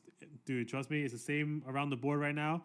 Majority of people that are scaling, I would say right now, are just testing either old products that they ran in the past that are evergreen, or there's a couple products that are circulating right now that are doing pretty well. But besides those, there's not really much going on in Q1 and whatnot. But it's not impossible. But like that's why I mentioned in the first live training, if you can get a product working during Q1, you can get a product working during any season of the year. So yeah, this is basically a good way, and that's why I'm doing live trainings right now. Right, I'm trying to, like, there's not much to do, so the worst thing you can do is learn. I mean, the best thing you can do is basically learn right now. So yeah. Do you do product research through ad library mainly, or PP ads? What do you like to use most? I like to use ad library the most. So yeah, but PP ads is great for finding TikTok products to move over to Facebook. No product research on the go, unfortunately not, or at least I haven't tried it. Last week said the market is dead. Is it getting better? For sure. There's definitely a lot more products popping up. A lot of people that were in the testing phase have either stopped testing, so it's fine. Like, so you at least know that you don't want to test the wrong products. And some of these people are actually scaling up. So definitely a lot more products out on the market right now. But still not that much. Like, it's not like game changing, but it's definitely more than everything else. How's Danny doing right now? So I don't know. I'll let him talk about it. I don't know if he wants to talk about it or not, but he's fine. But he's definitely testing a lot more as well. Let's see. You said the last live training you would go over Afterlib a little bit because the WAP courses is kind of old and combined with Shop Hunter. How do we combine Afterlib and Facebook Ads Library as of now? I tested something that could be good on Afterlib and got shit. So for Afterlib, it's really just scrolling, and then you do the validation on Facebook Ads Library. There's not much skill to it, in my opinion. But I'm pretty much it. The filters are the same as the other one. It's the same thing. It's Afterlib and then doing a validation. It just so happens that the validation for Shop Hunter is not that accurate anymore. So you want to do the validations on Facebook Ads Library. Let's see. On vacation mode, Chinese New Year is coming. So as a supplier, yeah, for sure. So the thing with Chinese New Year is, I mean, I'll talk about that more later on when it gets here, but it's not a huge deal that people make it out to be. You can actually go ahead and take advantage of Chinese New Year when people are not testing because they think that all suppliers and all factories are gone, which, I mean, they are, but you'll just deal with more chargebacks, customer complaints, and whatever but you won't be like, it's not the end of the world. You can still test during Chinese New Year and whatnot. The only reason why I noticed is because at the same time, I've had a store where I forgot to let a supplier know, and there was like 50 orders on there. I didn't fulfill them for an entire 2 weeks to a month or something like that. Not on purpose, obviously. I got a lot of emails, but maybe like I don't even think I got a chargeback. If I did, it was like one, and it was whatever. Like it was fine. So I'm not saying do that. I'm just saying it just so happened I forgot about it, and then like I couldn't, like I didn't fulfill it in time. But that's kind of the same for Chinese New Year, like a whole 2 weeks to a month off, and yeah. So, but yeah, I did get a lot of emails and had to deal with that. But yeah. Also love the live training. It's 10 out of 10. Awesome having visual representation with tangible advice. Thanks. Appreciate it. Can you remind us when Chinese New Year season hits? Is it mid of January or beginning of February? From as far as I know from the supplier, they suggest to stop testing in a week from now, so January 20th. But like whatever I just mentioned, like I've had stores where I didn't fulfill for 2 weeks to a month because I literally just forgot about that store. I didn't really deal with any like crazy consequences, so. Yeah. Tested around 10 products that fit the criteria. Only 3 of them were able to get back returns this common. That's pretty good. That's like a 1 out of 9. Or 1 out of 3. 3 point something. But yeah, if you're testing completely validated products, you should be able to get winners pretty easily. So it's okay to run a store at 3 to 5K per day. We could just fulfill the orders like 1 or 2 weeks later once Chinese New Year ends with no problem. If you're doing 3 to 5K per day right now, you can go ahead and request the supplier to hold stock for you. They may or may not charge you a fee depending on what supplier you work with or how long you've been working with them. And private suppliers usually only go on vacation for 1 week. So you should be fine if you're running a store right now. I'm just talking for people that are testing. You can fulfill it later on. How many products do you test a week? How do you create these stores from zero? I don't create these stores from zero. I always have stores, the same old stores over and over again, generic names for it. And I just go ahead and switch out the product page so I test really fast. I hear some people test multiple products in one store. Do you do that as suggested? I do that, just not at the same time. I do it separately. So if I test a hairbrush, it doesn't work, I use the same store to test a dog product, but I'm not going to do it at the same time. Sorry to ask this again, but why is it 1 CBO with 3 assets? It just works that way, dude. It just works, so just do it. Same reason why 1 CBO with 5 assets work, 1 CBO, 1 asset work. I don't have an explanation for it. And if I do, it's just a guess. So just know that it works and just try it. Afterlip seems so dry. Have you been using it lately? I have, but yeah, it's going to be dry. Like the reason with these algorithms and winning products is that Q4 is great because everyone's scaling. It can catch the AI really. The AI can catch it really easily, but it's definitely a little bit harder right now for AI to catch it. But every single ad spy tool is performing the same. Aside from customer support VAs, have you anything else outsourced? No, I have not. I want to outsource the website building, but I already do it so fast now, so I don't really care about it. Especially with building, not even building the entire website, just doing product pages. It's not about letting people know my product or anything like that. It's that when I find a product, I want to test it right away. And there can be very little VAs or people that are going to be in the same time zone as you that can build the store within the next 30 minutes or 40 minutes so you can set up ads. There may be a 24-hour delay. There may be a 12-hour delay or whatever. And yeah, that might make you miss 1 day of testing ads. So I don't want to go ahead and do that.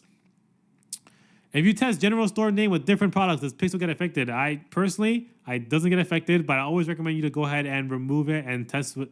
I always recommend you to go ahead and do a new Pixel because I don't want to get blamed if you go to another Discord and someone goes like, well, "Who are you learning from, bro?" You always want to test with a new Pixel, even though I fully believe that it doesn't really matter.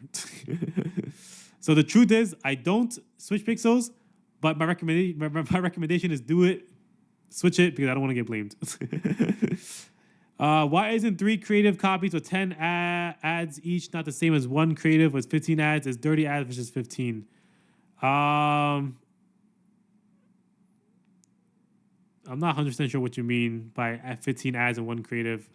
Maybe you can go ahead and re-type that, or maybe someone else explain to me what he's talking about. Sorry, I have no idea. What's the most amount of daily profit you consistently had before?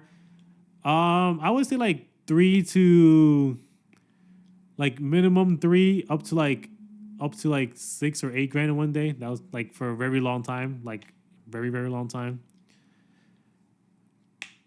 But yeah, W Gabby. Yeah, Gabby's a great 101 student. All right. Let's see. Anyways, I'll try to answer that question. Why isn't 3 creative copies with 10 ads each not the same as 1 creative with 15 ads? It's 30 ads versus 15.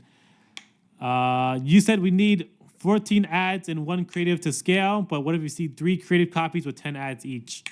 That means if it's 3 different ad boxes with 10 ads each, that means that they are just having 10 assets with 3 creatives. They're probably just testing, so that's why. If you weren't doing ecom right now, what would you be doing instead? I don't know. Honestly, it was the only reason why. I mean, I don't want to dedicate everything to having my back against the wall, but I had nothing else to do with my life. I was only ecom, and maybe that's why it's worked. That's why it works.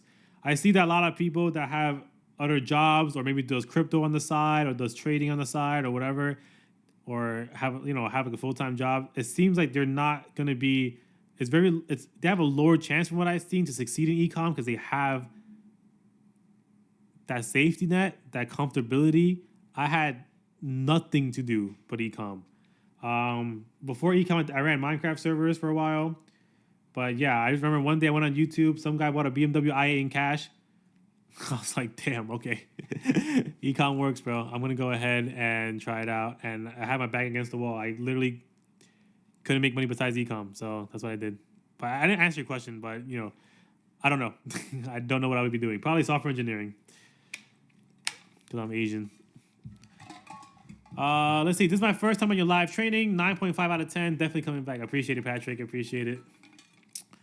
Let's see. A programmer friend of mine said people that buy from dropshippers are stupid. What do you think of that? I don't know, bro. There's people that definitely buy from dropshippers.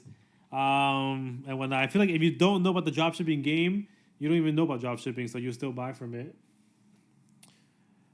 How many stores should I aim to run at a time? 3. You don't have to have a number to aim. It's just that you'd only test when you have a winning product. If you have 6 winning products, aim for 6. If you have 7 winning products, aim for 7. If you have 1, aim for 1. Don't go for a number specifically. Just how many winning products that you have to test. But yeah. You're welcome, bro. Thanks for explaining everything, by the way. Yeah, you're welcome. Do you run TikTok ads still or just Facebook?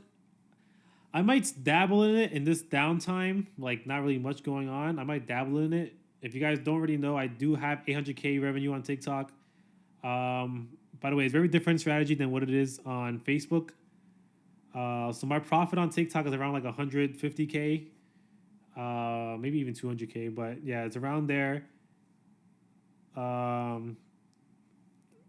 That's why I bought the C8 Corvette off of the TikTok money. But yeah, it was the reason why I stopped was because it was really hard. I was making custom creatives myself. I was launching new creatives every other day. I was bumping budgets every few hours. I'd be out at dinner with my phone on Google Remote Desktop, upping budgets. It was very inconsistent. One day could be 30K revenue, the next day could be 10K revenue. Yeah, it was just TikTok for me was, unless you had a lot of time on your hands, I much rather would have just went over to Facebook. But you can do both. If things are not working so well for you on Facebook, you can go ahead and try to do both. Just know that TikTok is a very different ball game in terms of how it's ran. It's still dropshipping, but the strategy is different. Inconsistencies are everything. Has a lot to do with it. Creatives has a lot to do with it. So yeah, probably software engineering because I'm Asian. Also because it needs a lot of money. Software engineering. But yeah, time. Basically, software engineering for me is kind of like ecom. Like, I mean, it depends on what company you get hired at, but they can work from anywhere in the world. They could probably travel around. Like a lot of software engineers are in Bali or wherever because they could be there. They choose their own hours. They don't have to be in office. Same thing for ecom. The freedom to do stores anywhere. As long as you have a Wi-Fi, I'll launch a store on the airplane. I don't really care. That's why software engineer. TikTok is mainly serve scaling, I think. Yeah, that's all I did, serve scaling. Does that work well with Facebook ads too? yes, it does work well, but I don't recommend it because it breaks your optimization sometimes. And that's why I don't. I know it works, but I know that eventually people that do it on Facebook for a certain amount of time, they eventually stop doing it because it breaks your optimization sometimes, and it's not worth the risk. A majority of people that do Facebook ads, they can kind of go ahead and just up the budgets at 12 a.m. like usual. Funny. My VA parents wanted me in accounting. Haha. Nice. Do you create brands or only drop shipping? I would only ever consider a brand if I have a store doing 10K a day consistently for 6 months straight, which is very, very unlikely for a lot of products. The reason why is because my very first product, I created a brand for it. I wanted to hit the ground running. My very first winning product, I ordered $10,000 worth of inventory. And by the way, these numbers might be wrong. Like I might be off by a few $1,000s, but something around the ballpark of that. I had custom packaging. I had USPS 2-day shipping. Some cities I had 1-day shipping. I had a warehouse or a 3PL warehouse. I went all out, and guess what? The product just ended up dying. Like there was no amount of media buying skills, new creative, new interest I could have done to revive the products. And all the other competitors in the space, the product also died for them as well. And I just lost out on 10 grand. I was getting charges for the storage fee, like I think either $300 a month or something like that every single month. The storage fee for it, I had to pay $4 to destroy the products. Yeah, so at the end of the day, I could have just took my money from drop shipping, make my 20% margins, and just kept the money instead of trying to reinvest it. But a lot of people make that mistake, like all the time. Everyone wants to brand their product, create a brand, and then it dies. And then now you have all this inventory, all this stuff. You only hear about the success stories, but trust me, there's a lot of people that branded it, and it does not work well for them. And usually branding is for an exit. It's not for making more margins, because people that brand actually have less margins because they're accounting for 3PL warehouses. They're accounting for faster shipping. You know, each box costs around $1.50, sometimes depending on what kind of box you want to do. If you want to go a little bit more branding route but not destroy your bank account, most private suppliers will go ahead and offer you, like, you know, those plastic bags that come with the product? They can offer you logos on them for free once you get to a certain amount. You can go ahead and insert stickers if you want into your products. You can go ahead and do everything except for the 3PL and everything except for. Actually, I branded 2 products. I forgot about that. I branded 2 products before. And the second product was in that scenario. It was always doing 100K to 200K revenue per month. And I branded it and ended up dying after 6 months. And yeah, amazing. So then my supplier just had a bunch of those products in their warehouse. And yeah, that's why I don't do it. It's because it's too big of a risk, but it could pay off when you go ahead and do an exit. You can fly in private jets are not there yet. But all the points you get from advertising, if you fly international trips, if you have an Amex or a Chase business card, you can go ahead and do like a 1 to 10 redemption sometimes. Like a 10K business class trip will only cost you 2K in points, just 2K cash value in points. So yeah, I fly for free. Damn, you went all out. Yeah, I did for sure. I regret it. I mean, I don't regret it. It's just like I'd rather not have done that. I learned my lesson from that, and I tried branding a second time without doing the 3PL, and I still regret it now. So it's gonna take me a while to do a whole branding. It's definitely not worth the risk for people to cash flow or whatever. It's a risk at the end of the day.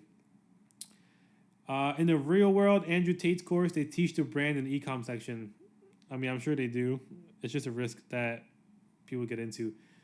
So yeah, I mean, another thing about that is like, and I don't have anything against it either. Like, I get why people do it, but it's like other Discords or other courses and other people. There's a reason why they do a lot of they do a lot of teaching, because it makes you feel like you're learning something.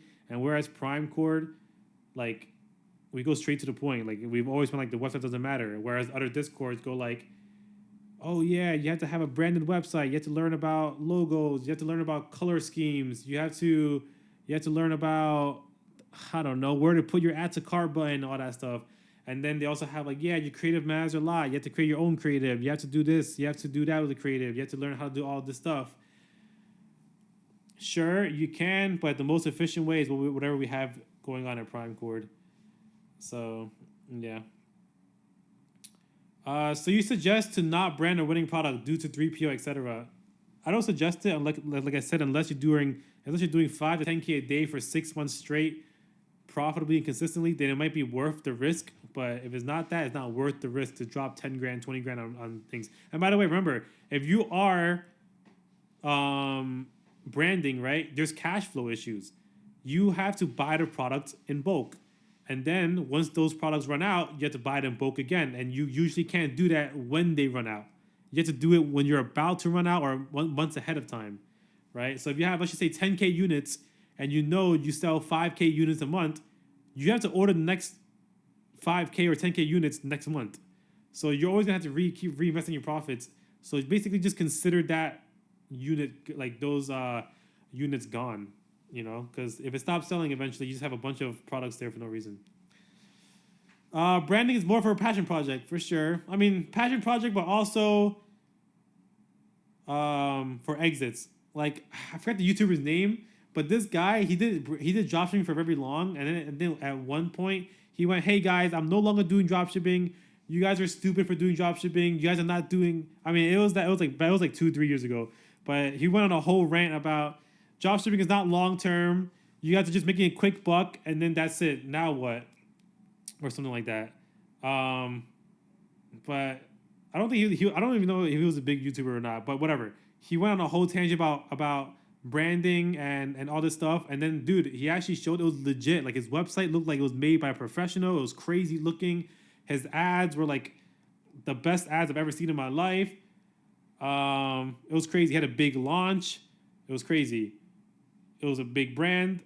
And I think 6 months down the line, or like even a year down the line, I forgot, he made a video saying like I was wrong. And he's like, I'm going back to dropshipping.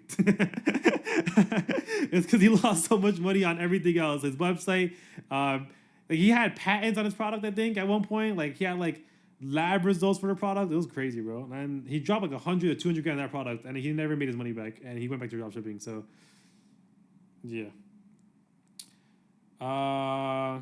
Yeah, they talk about mindset. Yeah, I mean, mindset is definitely important, but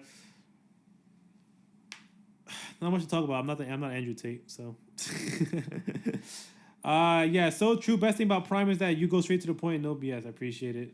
It's not no BS. Like, those people teaching, they don't. It's not BS either. Like, I'm sure whatever they're teaching makes sense as well. Like, ad creative structured a certain way, website structured a certain way. It's not BS. It's just, not applicable to the most efficient way to test and scale a product. What's his name? I don't remember, but I'll definitely send it in chat when I find it out. But if or maybe someone else can find it out for it. But yeah, those he almost got. I mean, I didn't say almost got me, but when I watched that video, I felt like I was being lectured, bro. He was like, dropshipping, you only make money per store. What happens when the store dies? Make a new one, bro. But he was definitely going for that exit, like 5-10 mil probably. It just ended up never happening. So he dropped like 120 grand, 150 grand, 200 grand on that product, and didn't make his return.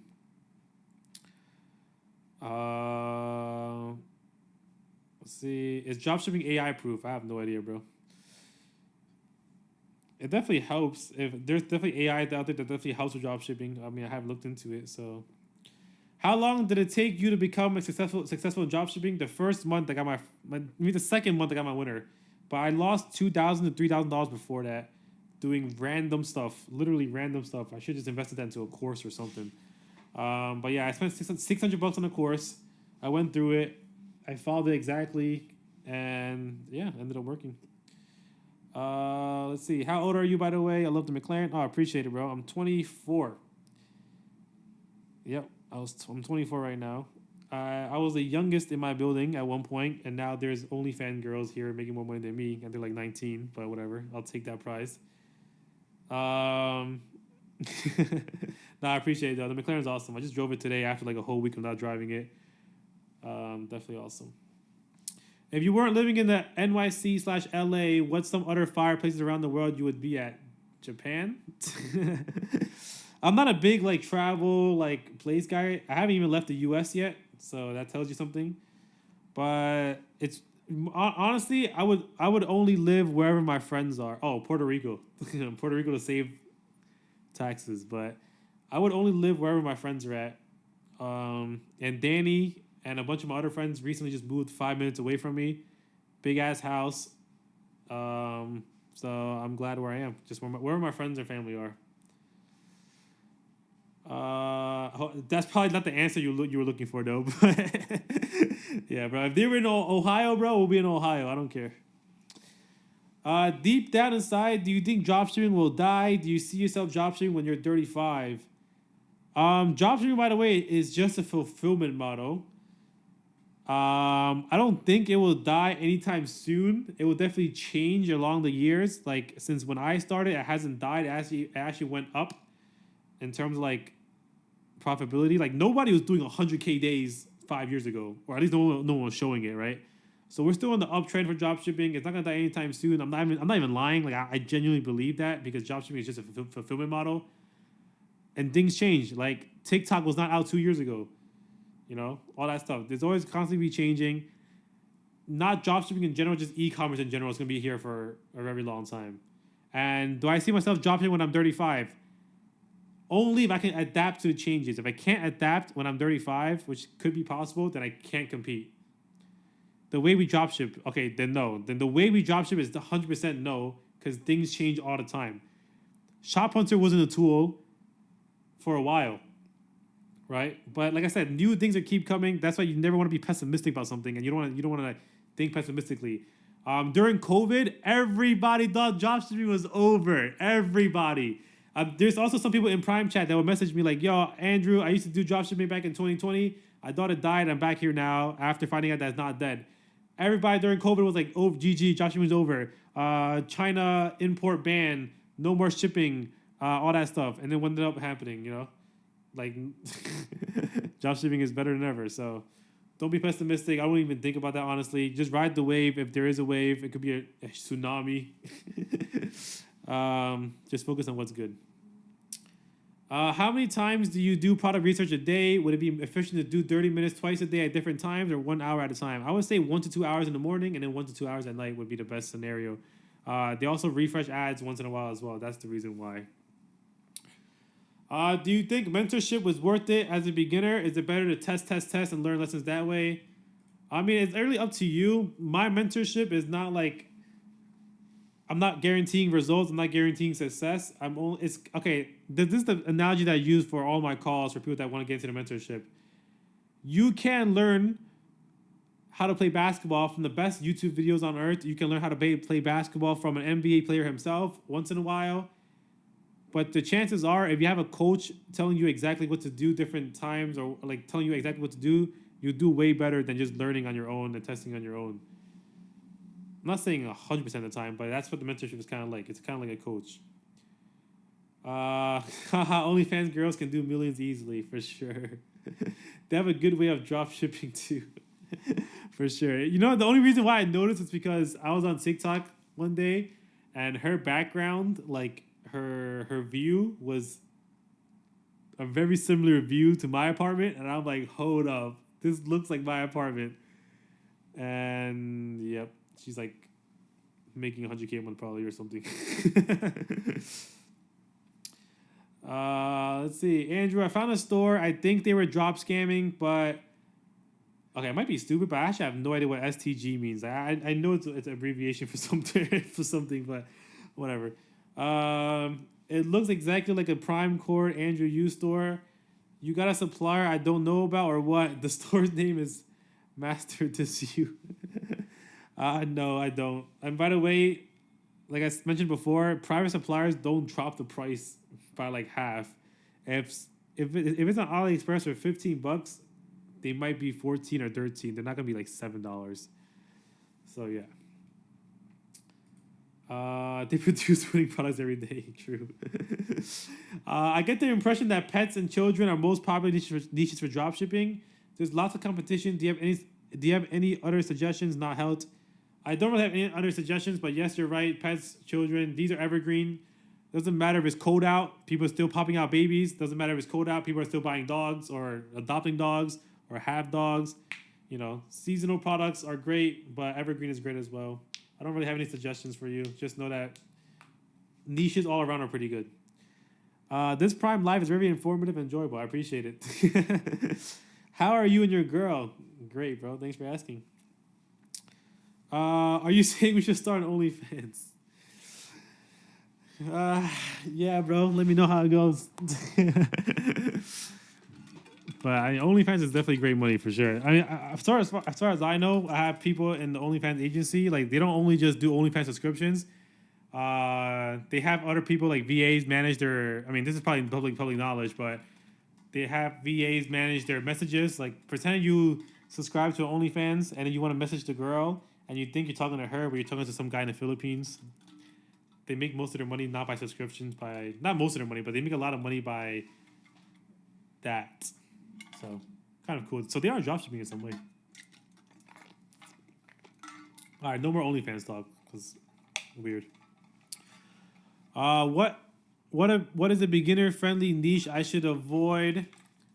Health niches, yeah, health niches, clothing, not because you have problems with Facebook, but because it might be a headache when there's sizing involved. So like when a small, medium, large, or with pants, like what size pants, it might be an issue. It might be a headache for a beginner.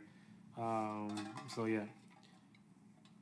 Let's see. Can we somehow, as a group, Prime Cord form an army and dominate ads and products or something? That would only work if everyone trusts each other at some point. It gets too saturated, unfortunately. Do you recommend staying in one niche only? Definitely not. That's the mistake that I did at the beginning. I used to have one store in one niche and only tested that niche. It limited me on a lot of products and a lot of potential tests. So I definitely don't recommend that. Do not stay in one niche only. Guy in the Philippines, LOL. Nah, for sure. I mean, it could be anywhere in the world, but these are VAs that are not the girl that you think you're talking to, which is crazy. Did you have size problems when you sold the dress? You have 100% sizing issues. A lot of refunds were made. A lot of customer emails. Chargeback rates were through the roof as well. But it was still worth it at the end of the day because made money on it, right? So, like I said, it's a hard niche, but it's not impossible. It's just that you can deal with a lot more issues than if you didn't sell a dress or clothing or whatever. But hey, if the guy's scaling it up and it looks like he's really doing it really well with it, go ahead and test it. Can a lot of chargeback at your store banned? You can, but majority of the time the chargebacks come after you finish scaling the store anyway, so it doesn't really matter. Can you give us a day in your life? I don't have a structure, so it won't be important, and it also won't be that interesting. Wake up, answer Prime, do product research, launch some stores, get food. It's not interesting, bro. I don't even like talking about it. It's literally not interesting at all. All I do is work. I guess the most exciting part of my day is I get to drive my car sometimes, but it's not interesting. What's considered a big percent of chargebacks? Over or around 1% of your orders. So if you have 1,000 orders, 9 to 10 is kind of reaching there. What's the most amount of chargebacks you had in a month? I don't really remember specifically, but it was like on the Shopify dashboard, it was like 70 or 80, but it was still under 1%, so we're good to go. That was a crazy month. From your experience, what's the main reason Shopify payments holds happen? Heard a few things here and there, but wanted to hear from you. I think it's just random, honestly. I don't have a specific answer for you. I think it's just random.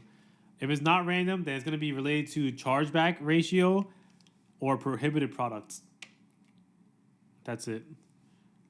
What chargeback before Shopify payments shut you down? I think it's around 1%. They would send you an email, by the way. If you're close to 1%, but yeah, 1% chargeback. Do DMCA wars continue until somebody comes to an agreement? I don't really know how it is like now because I haven't gotten DMCA'd in a very long time, the last month or so. But back then, yeah, I don't know if Shopify changed this or not because there's a whole like big scandal with Shopify on Twitter. talking about how it could be abused and all that stuff. So I don't know if they changed it or not, but pretty much. Does Shopify recognize this and ban your store? After the third time of BMCA, they disable your admin and everything. So, yeah. Since you're successful and all, for me at least, you still test products and do product research daily. Why not just chill? You have your winning stores and also other streams of income like Prime Quarter and bundles and stuff. I guess I can, but then like I can't teach then. Like it's like I'm not doing it like at like currently, right? So I don't know. It's just fun as well. There's nothing else to do but work for me. I just enjoy it a lot. I love waking up in the morning to check my ads. But yeah. But anyways, I mean, to talk about that, the reason why I started Prime Cord and even have a community and everything was that I wanted to keep myself accountable to keep doing it. Because before uploading YouTube videos, before having a community, before doing all this stuff, I was content. I would wake up every day, have my 2 winning stores, you know, and I would call everybody up. What do you guys want to do today? And I'll always have the same response, bro, I have work. Or, bro, what are you talking about? It's Monday. Like, we're not doing anything. And I got so bored with life. I didn't know what to do. I used to drive Uber Eats in my Tesla just so I can drive. By the way, this is me making 10K revenue a day, profiting 2K a day, and driving Uber Eats just because I was bored. So I was lacking purpose, I guess, at some point. I don't know. This is going to become a therapy session, bro, but whatever. But yeah, like I just want to keep myself accountable and spread the knowledge. And also get paid for it. Don't forget. Like I'm not over here calling myself a saint. Like I want to get paid for it as well. That's why I have a paid community. But yeah. Let's see. Do you input all the information for each chargeback by yourself? I typically do. You can use the chargeback PDF for it. It's honestly so time, man. It's like so time wasting. Or I pay my friends to do it sometimes, but yeah.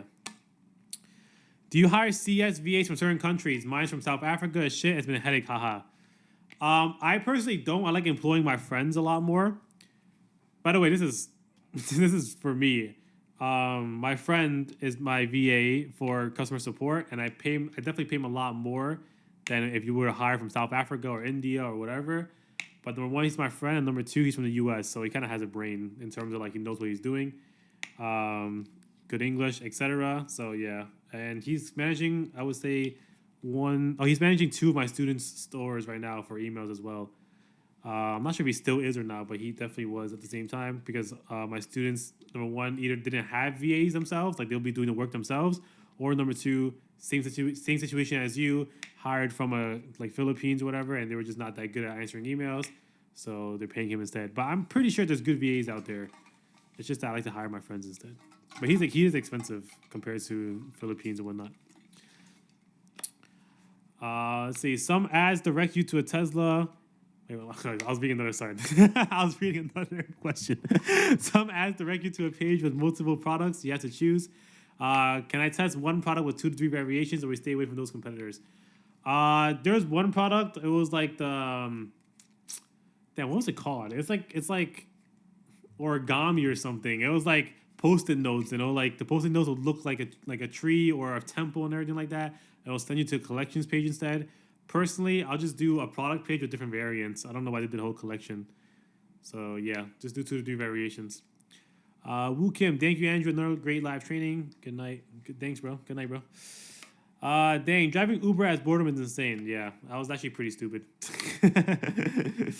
But yeah, Tesla Uber Eats. Yeah, for sure. The funny thing was, back then, that's when Teslas were expensive. Like, they weren't 35K. They were like 50K for a Model 3. For the cheapest Model 3. So people in Ubers were like, or picking up the Ubers were like, what the hell? Why you do Uber Eats in a Tesla? And I'll always make a joke like I don't gotta pay gas or whatever. But yeah. But I mean that I only said that story is because that's up to you guys to figure out what you guys want to do when you go ahead and have a scaling store and whatnot. Like, because when it comes to Facebook, once you have a winner, it lasts months or a month, like whatever, like, and you don't really gotta edit ads. You don't gotta do really that much. The only thing you could do, the only thing you really do is launch more products. So yeah, it's a good issue to have, you know. When you're at that 5K, 10K revenue day on Facebook, you edit your ads maybe once or twice a day. Look at it sometimes. Check it when you're outside once in a while. That's pretty much it. And like I said, it's a good problem to have, to have all the freedom in the world. Besides launching new products. So yeah. When you say after 3x the DMC, they ban your admin, do they mean they ban the Shopify account and they have holds on all your stores? Yeah, not holds on all your stores. I don't know if it's holds, but they just ban your access to Shopify, and you have to like message them, email them. It might take a couple of days as well. I think it's just the individual store that got the DMCA's. Why did you choose the name Prime? So when I first started Prime, I think all the other Discords would have like names related to dropshipping, like just for example, like e-com scaling, or I'm not putting out any actual names out there, or like ROAS place, you know, like basically related to dropshipping. And I'm like, these all kind of sound similar to each other. I feel like I get confused all the time. So I kind of just went Prime because it's just an easy name to remember. Logan Paul and KSI launched a drink called Prime and ended up working. So you know what? Easy name to remember, and it doesn't sound like it's dropshipping either, or not related to other dropshipping Discords. Simple name, so that's why I chose Prime. A lot of people didn't really agree with it in the beginning, like my friends, and I was like, I don't care. I'm doing Prime. I still think it's a great name, and it makes sense. So yeah. What's a good break-even ROAS to usually have? 1.2 to 1.6, around there, that range. And what percentage of profit margins are you comfortable with having? By the way, when I say percentage of profit margins, I'm talking about after all ad spend and everything. I'm not talking about like your product price minus your cost of goods. At the end of the day, I like to have at least 15%. 10% is okay. Like that's like the worst I would do. But I usually want 15, 20, 25%. But I'm pretty sure that's not what you're asking, but whatever. By the way, your ad strategy has helped me a lot. I wanted to say thanks. Oh, no, thank you. You're welcome, but also thank you for being in Prime and talking here and attending that live training. How does a VA work? You let them get access to your email? So I use Zendesk. So they have their account on Zendesk, and they'll have access to my emails, but only certain emails that come through. And I get to see if they're performing or not. Like I get a chart saying, like checking how many emails they're sending a day, what's the response times for the emails, a bunch of mandatorial things for Zendesk. But they don't have access to the main email. Like they can't request a verification code and then change my Shopify store password or whatever. They have a subset of it. Like they'll have Andrew at blah.com and not the actual email for the Shopify store. Do you still see people in your paid Discord from when you first started it? Yeah, there's a couple of people still around. A lot of people in Prime are actually lurkers. Like they don't talk at all. A lot of people have 0 messages in Prime. They're only here for case studies, live trainings for AMAs, and like they're here for the recordings and like case studies and whatnot, which is kind of crazy to me, but whatever. Bro, that post product was sold for 2x Ali price by competitors. I found it really early, but couldn't test it because of that. Yeah, that one was hard. Like same thing. I didn't test it either because I couldn't find any lower or cheaper suppliers. So I wasn't gonna sell it at a 2 break-even ROAS. So yeah. What do you recommend as product price and price of goods, like minimum max? Product price $30 to $60, and price of goods just kind of depends on the product. Like 30 to 60, whatever the break-even ROAS 1.5 is, or 1.2 to 1.6 is. So usually like $8 to like $20. So, oh, what's up? Danny's here. What's going on, Danny? You want to hop on the call, Danny, or no? Let me go ahead and invite you to speak if you want to or not. What's up, Danny? How you doing? Oh, yeah, hold on. Give me 1 second. I don't have my headphones on. Talk again? What's up, guys? What's up? Yo, if you guys have... wait, what? Someone said Andrew's talking bad crap about you. All right, well, Danny's here. If you guys don't already know Danny, who he is, Danny literally started drop shipping. I don't even remember, bro. How long has it been? 6 months, 7 months, 6-7 months. So around yeah, there. Gotcha. And you're closing in on like $1 million of revenue, right? Yes, sir. what, like 18% margins? Like you made like 180 grand almost. I think around there. Right. Nice, nice. And Danny spent all that money on a CA Corvette. Nah, I'm just kidding. But he did spend the money on a CA Corvette. But I guess we want to talk about that. Like why did you buy the CA Corvette? And what are you doing with it now? Honestly, I You thought have two cars. He has a BMW M3 as well. yeah, it's people call it a taxi. Because it's yellow.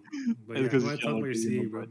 but yeah, but I think it was like very first initially when Andrew talked about getting the Corvette. It was like honestly when I first saw the car, I thought that was gonna be I thought that car was like over 6 figures or even close to 6 figures. But once he told me how much the Corvette was, I was like, wait, there's no way. So I was like, that's a no brainer, no. And plus at that time the market value was like I think 30K or 30 or 40K over MSRP. So I was like, all right, it's too good to be true. Let me put my name down, and then waited a year. Market dropped, so there was like I couldn't really flip it. So I was like, let me see what else I could do with it, and then I decided to ship it out to Arizona for it to be rented out as a luxury rental. So yeah, that's like the long story short of the Corvette.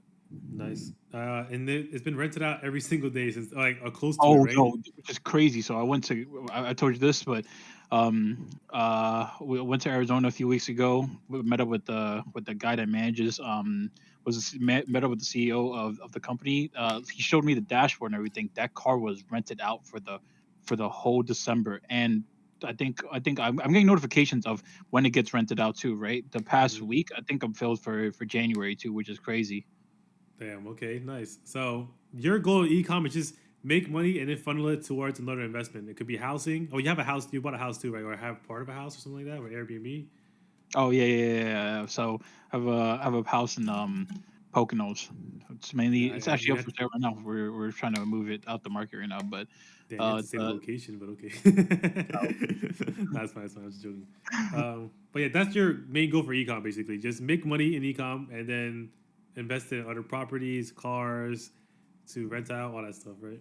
the next goal is that AP. After that is the Vantage.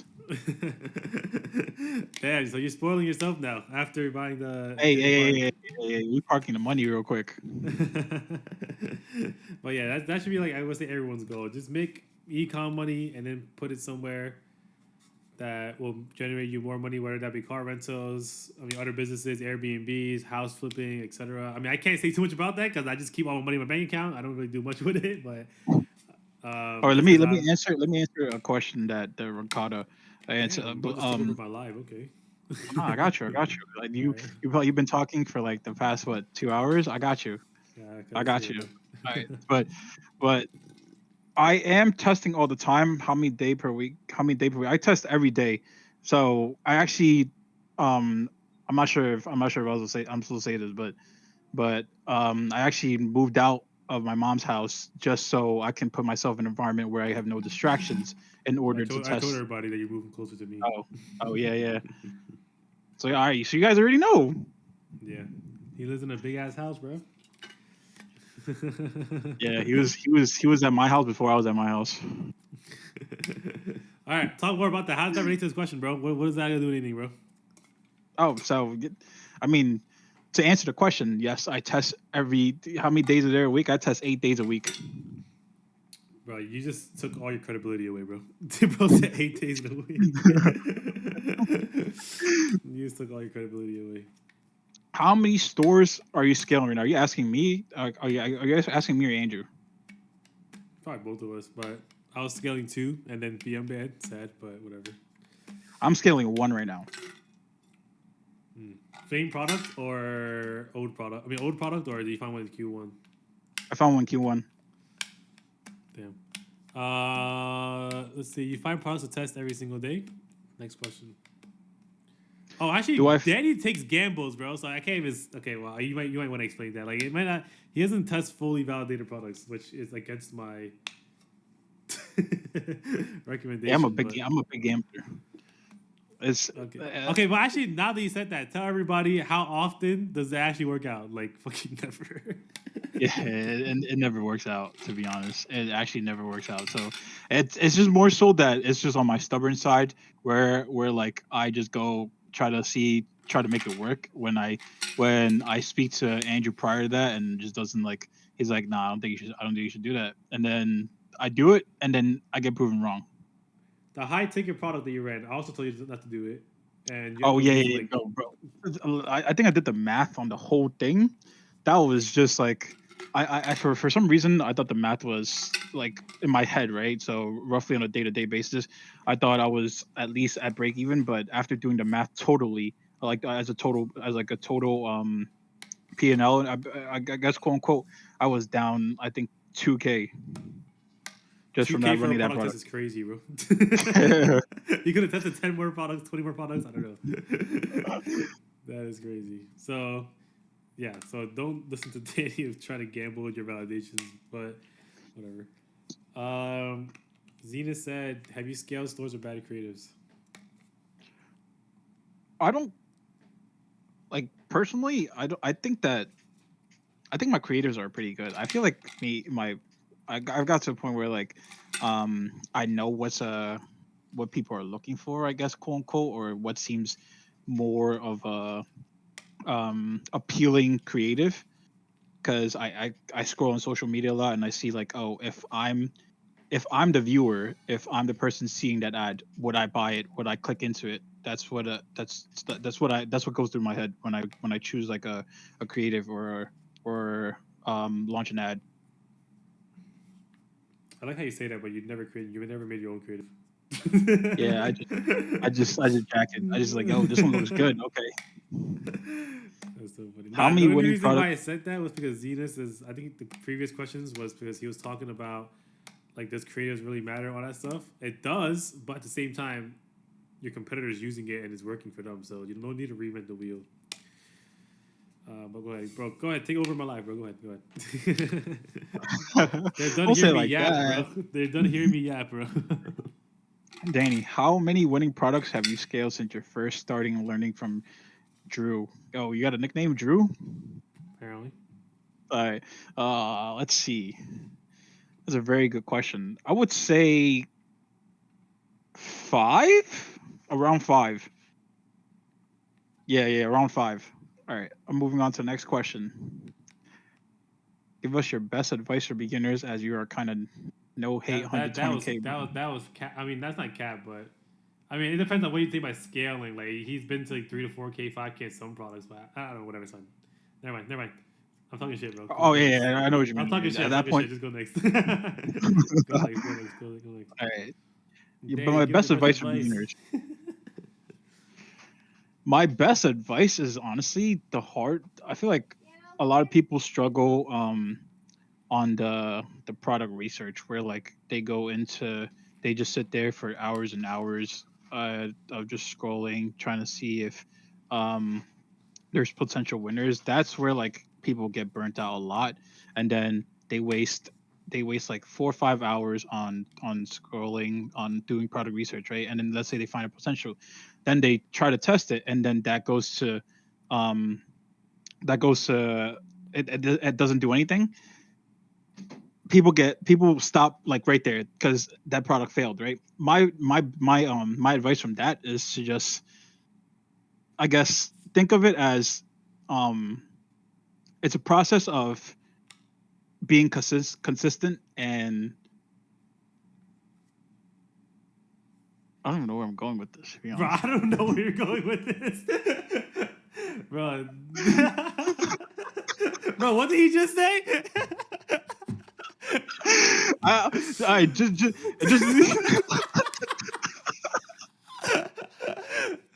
Yeah, I thought he was about to go crazy, bro. He went, yeah, I have no idea. all right, wait, let me just rephrase that. Basically, it's to be, if you're gonna be burnt out, just take a break, but be consistent and put yourself onto as like a put yourself back onto the route of like, okay, I need a product research. Boom. Bro, spending nothing.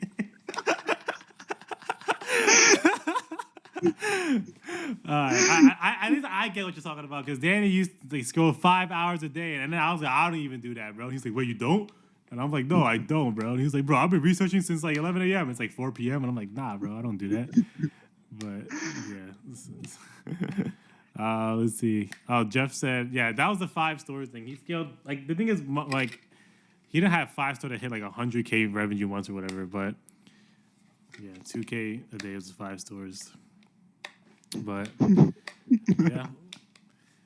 But anyways, I want to talk about the house and everything. Why did you make that decision before? Besides me forcing you to do it, like this kind of goes into more of the mindset talk. But yeah, One, I guess you can throw in the New Year's resolution. I wanted a change for, um, I just turned 24, so like it was like more of when you brought up the idea, right? It's like hard when you find a group of friends or someone who's like on the same mindset. Where if you try to explain the mindset of, okay, I want to be in a locked in mode and grind, they'll be like, oh yeah, yeah, yeah, yeah, yeah, and there's just all talk and action. You pushed me to the limits of like executing way really fast, to the point where like where I put myself in an uncomfortable position, and think about everything as a whole aspect. It's just like it's just time to make more money. It's time to get the ball rolling. I never like, no one has ever pushed me or put that opportunity in front of me to the point of like, yo, everything's laid out. You just gotta take the step. for That's where sure. it's like, all right, fuck it. Yeah. It's literally fuck it So moment. yeah, so like you're dedicating. Well, number one, you got to pay rent now, so you have to make money. Exactly. You have to pay money. You have to pay rent now. And it's because it's a lifestyle change, and it's like I'm comfortable where I am right now, where my home is. I have all my friends with me. It's a thing that was like I'm too comfortable to the point where like, okay, I You don't have to launch if stores if you don't want to, because you're like, I don't got to pay rent, you know. yeah, and there's a lot of distractions around me. Like if someone were to call, if someone were to, I go out to eat often. I go out to hang out with my friends very often too. If I move out to to near Andrew, right? I only have him and my roommates. It's not a So bad thing. It's not a bad thing because we have a set schedule and everything. We have a set plan that we're gonna execute. We have a set. We're just good. We're good to go. We're locked in. There's no other like yeah, words that would describe it. yeah. I guess that goes to the next question. Now that you, well, I mean, he's asking now that you moved out, how has business and efficiency improved? He hasn't I'm in a stopped mindset. the mindset It's just change. a, yeah. It's the mindset change. It's like, okay, now you have No, expenses to pay. Now you no have rent to distractions. pay.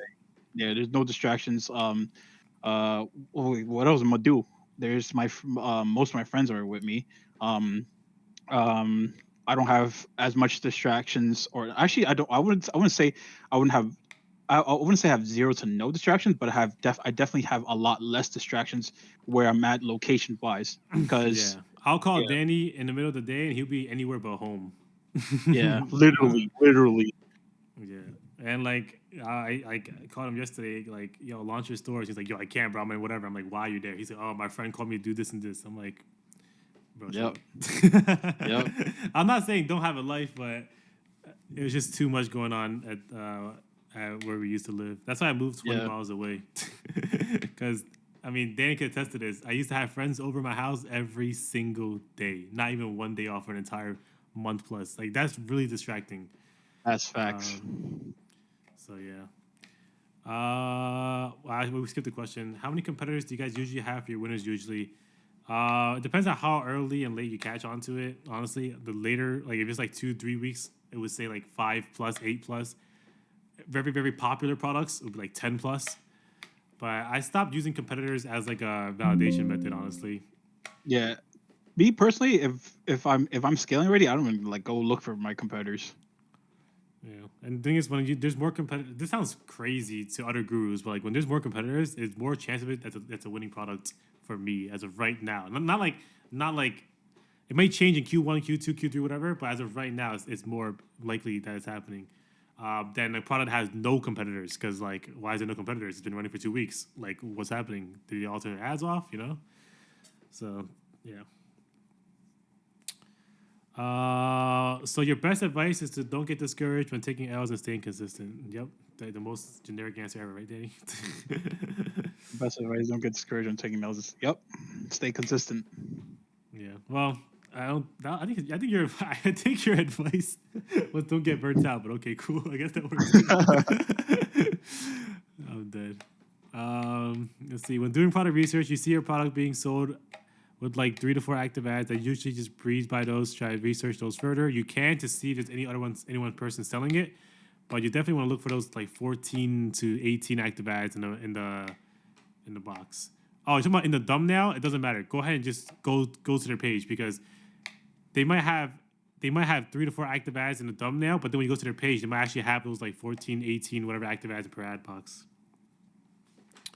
How long do you spend on each keyword before moving on? I would say 2 to 3 minutes scrolling, and then when it stops giving me dropshipping ads, I'm going next on that. But yeah, are you planning to add more to your car fleet, Danny, or no? Not. I'm not gonna lie. You've been since you got since that since we test drive the the Plaid, that Model X kind of hitting. You gonna add it to a fleet? I don't know about the fleet. Maybe looking to purchase it for my mom in the future. Nice, gotcha. Yeah, All right, I think that's all the questions. Thanks, Danny, for hopping by the last 30 minutes of it. of course. But yeah, all right. Hope you guys had a great time with the live training. Hope you guys had a great time with the AMA afterwards. The next live training will be probably next week, probably talking about scaling and everything. Yeah, that's pretty much it. Hope you guys, thank you to the 24 of you that stayed towards the end. You guys are awesome. Thank you, Gabby, for staying up. Like, I don't know what time it is for her right now, probably like 5 a.m. or something. Yo, big shout out to Gabby. Shout out to Clap it up. Gabby. But yeah, I'll see you guys next time. Hope you have a great one, and peace out. Peace.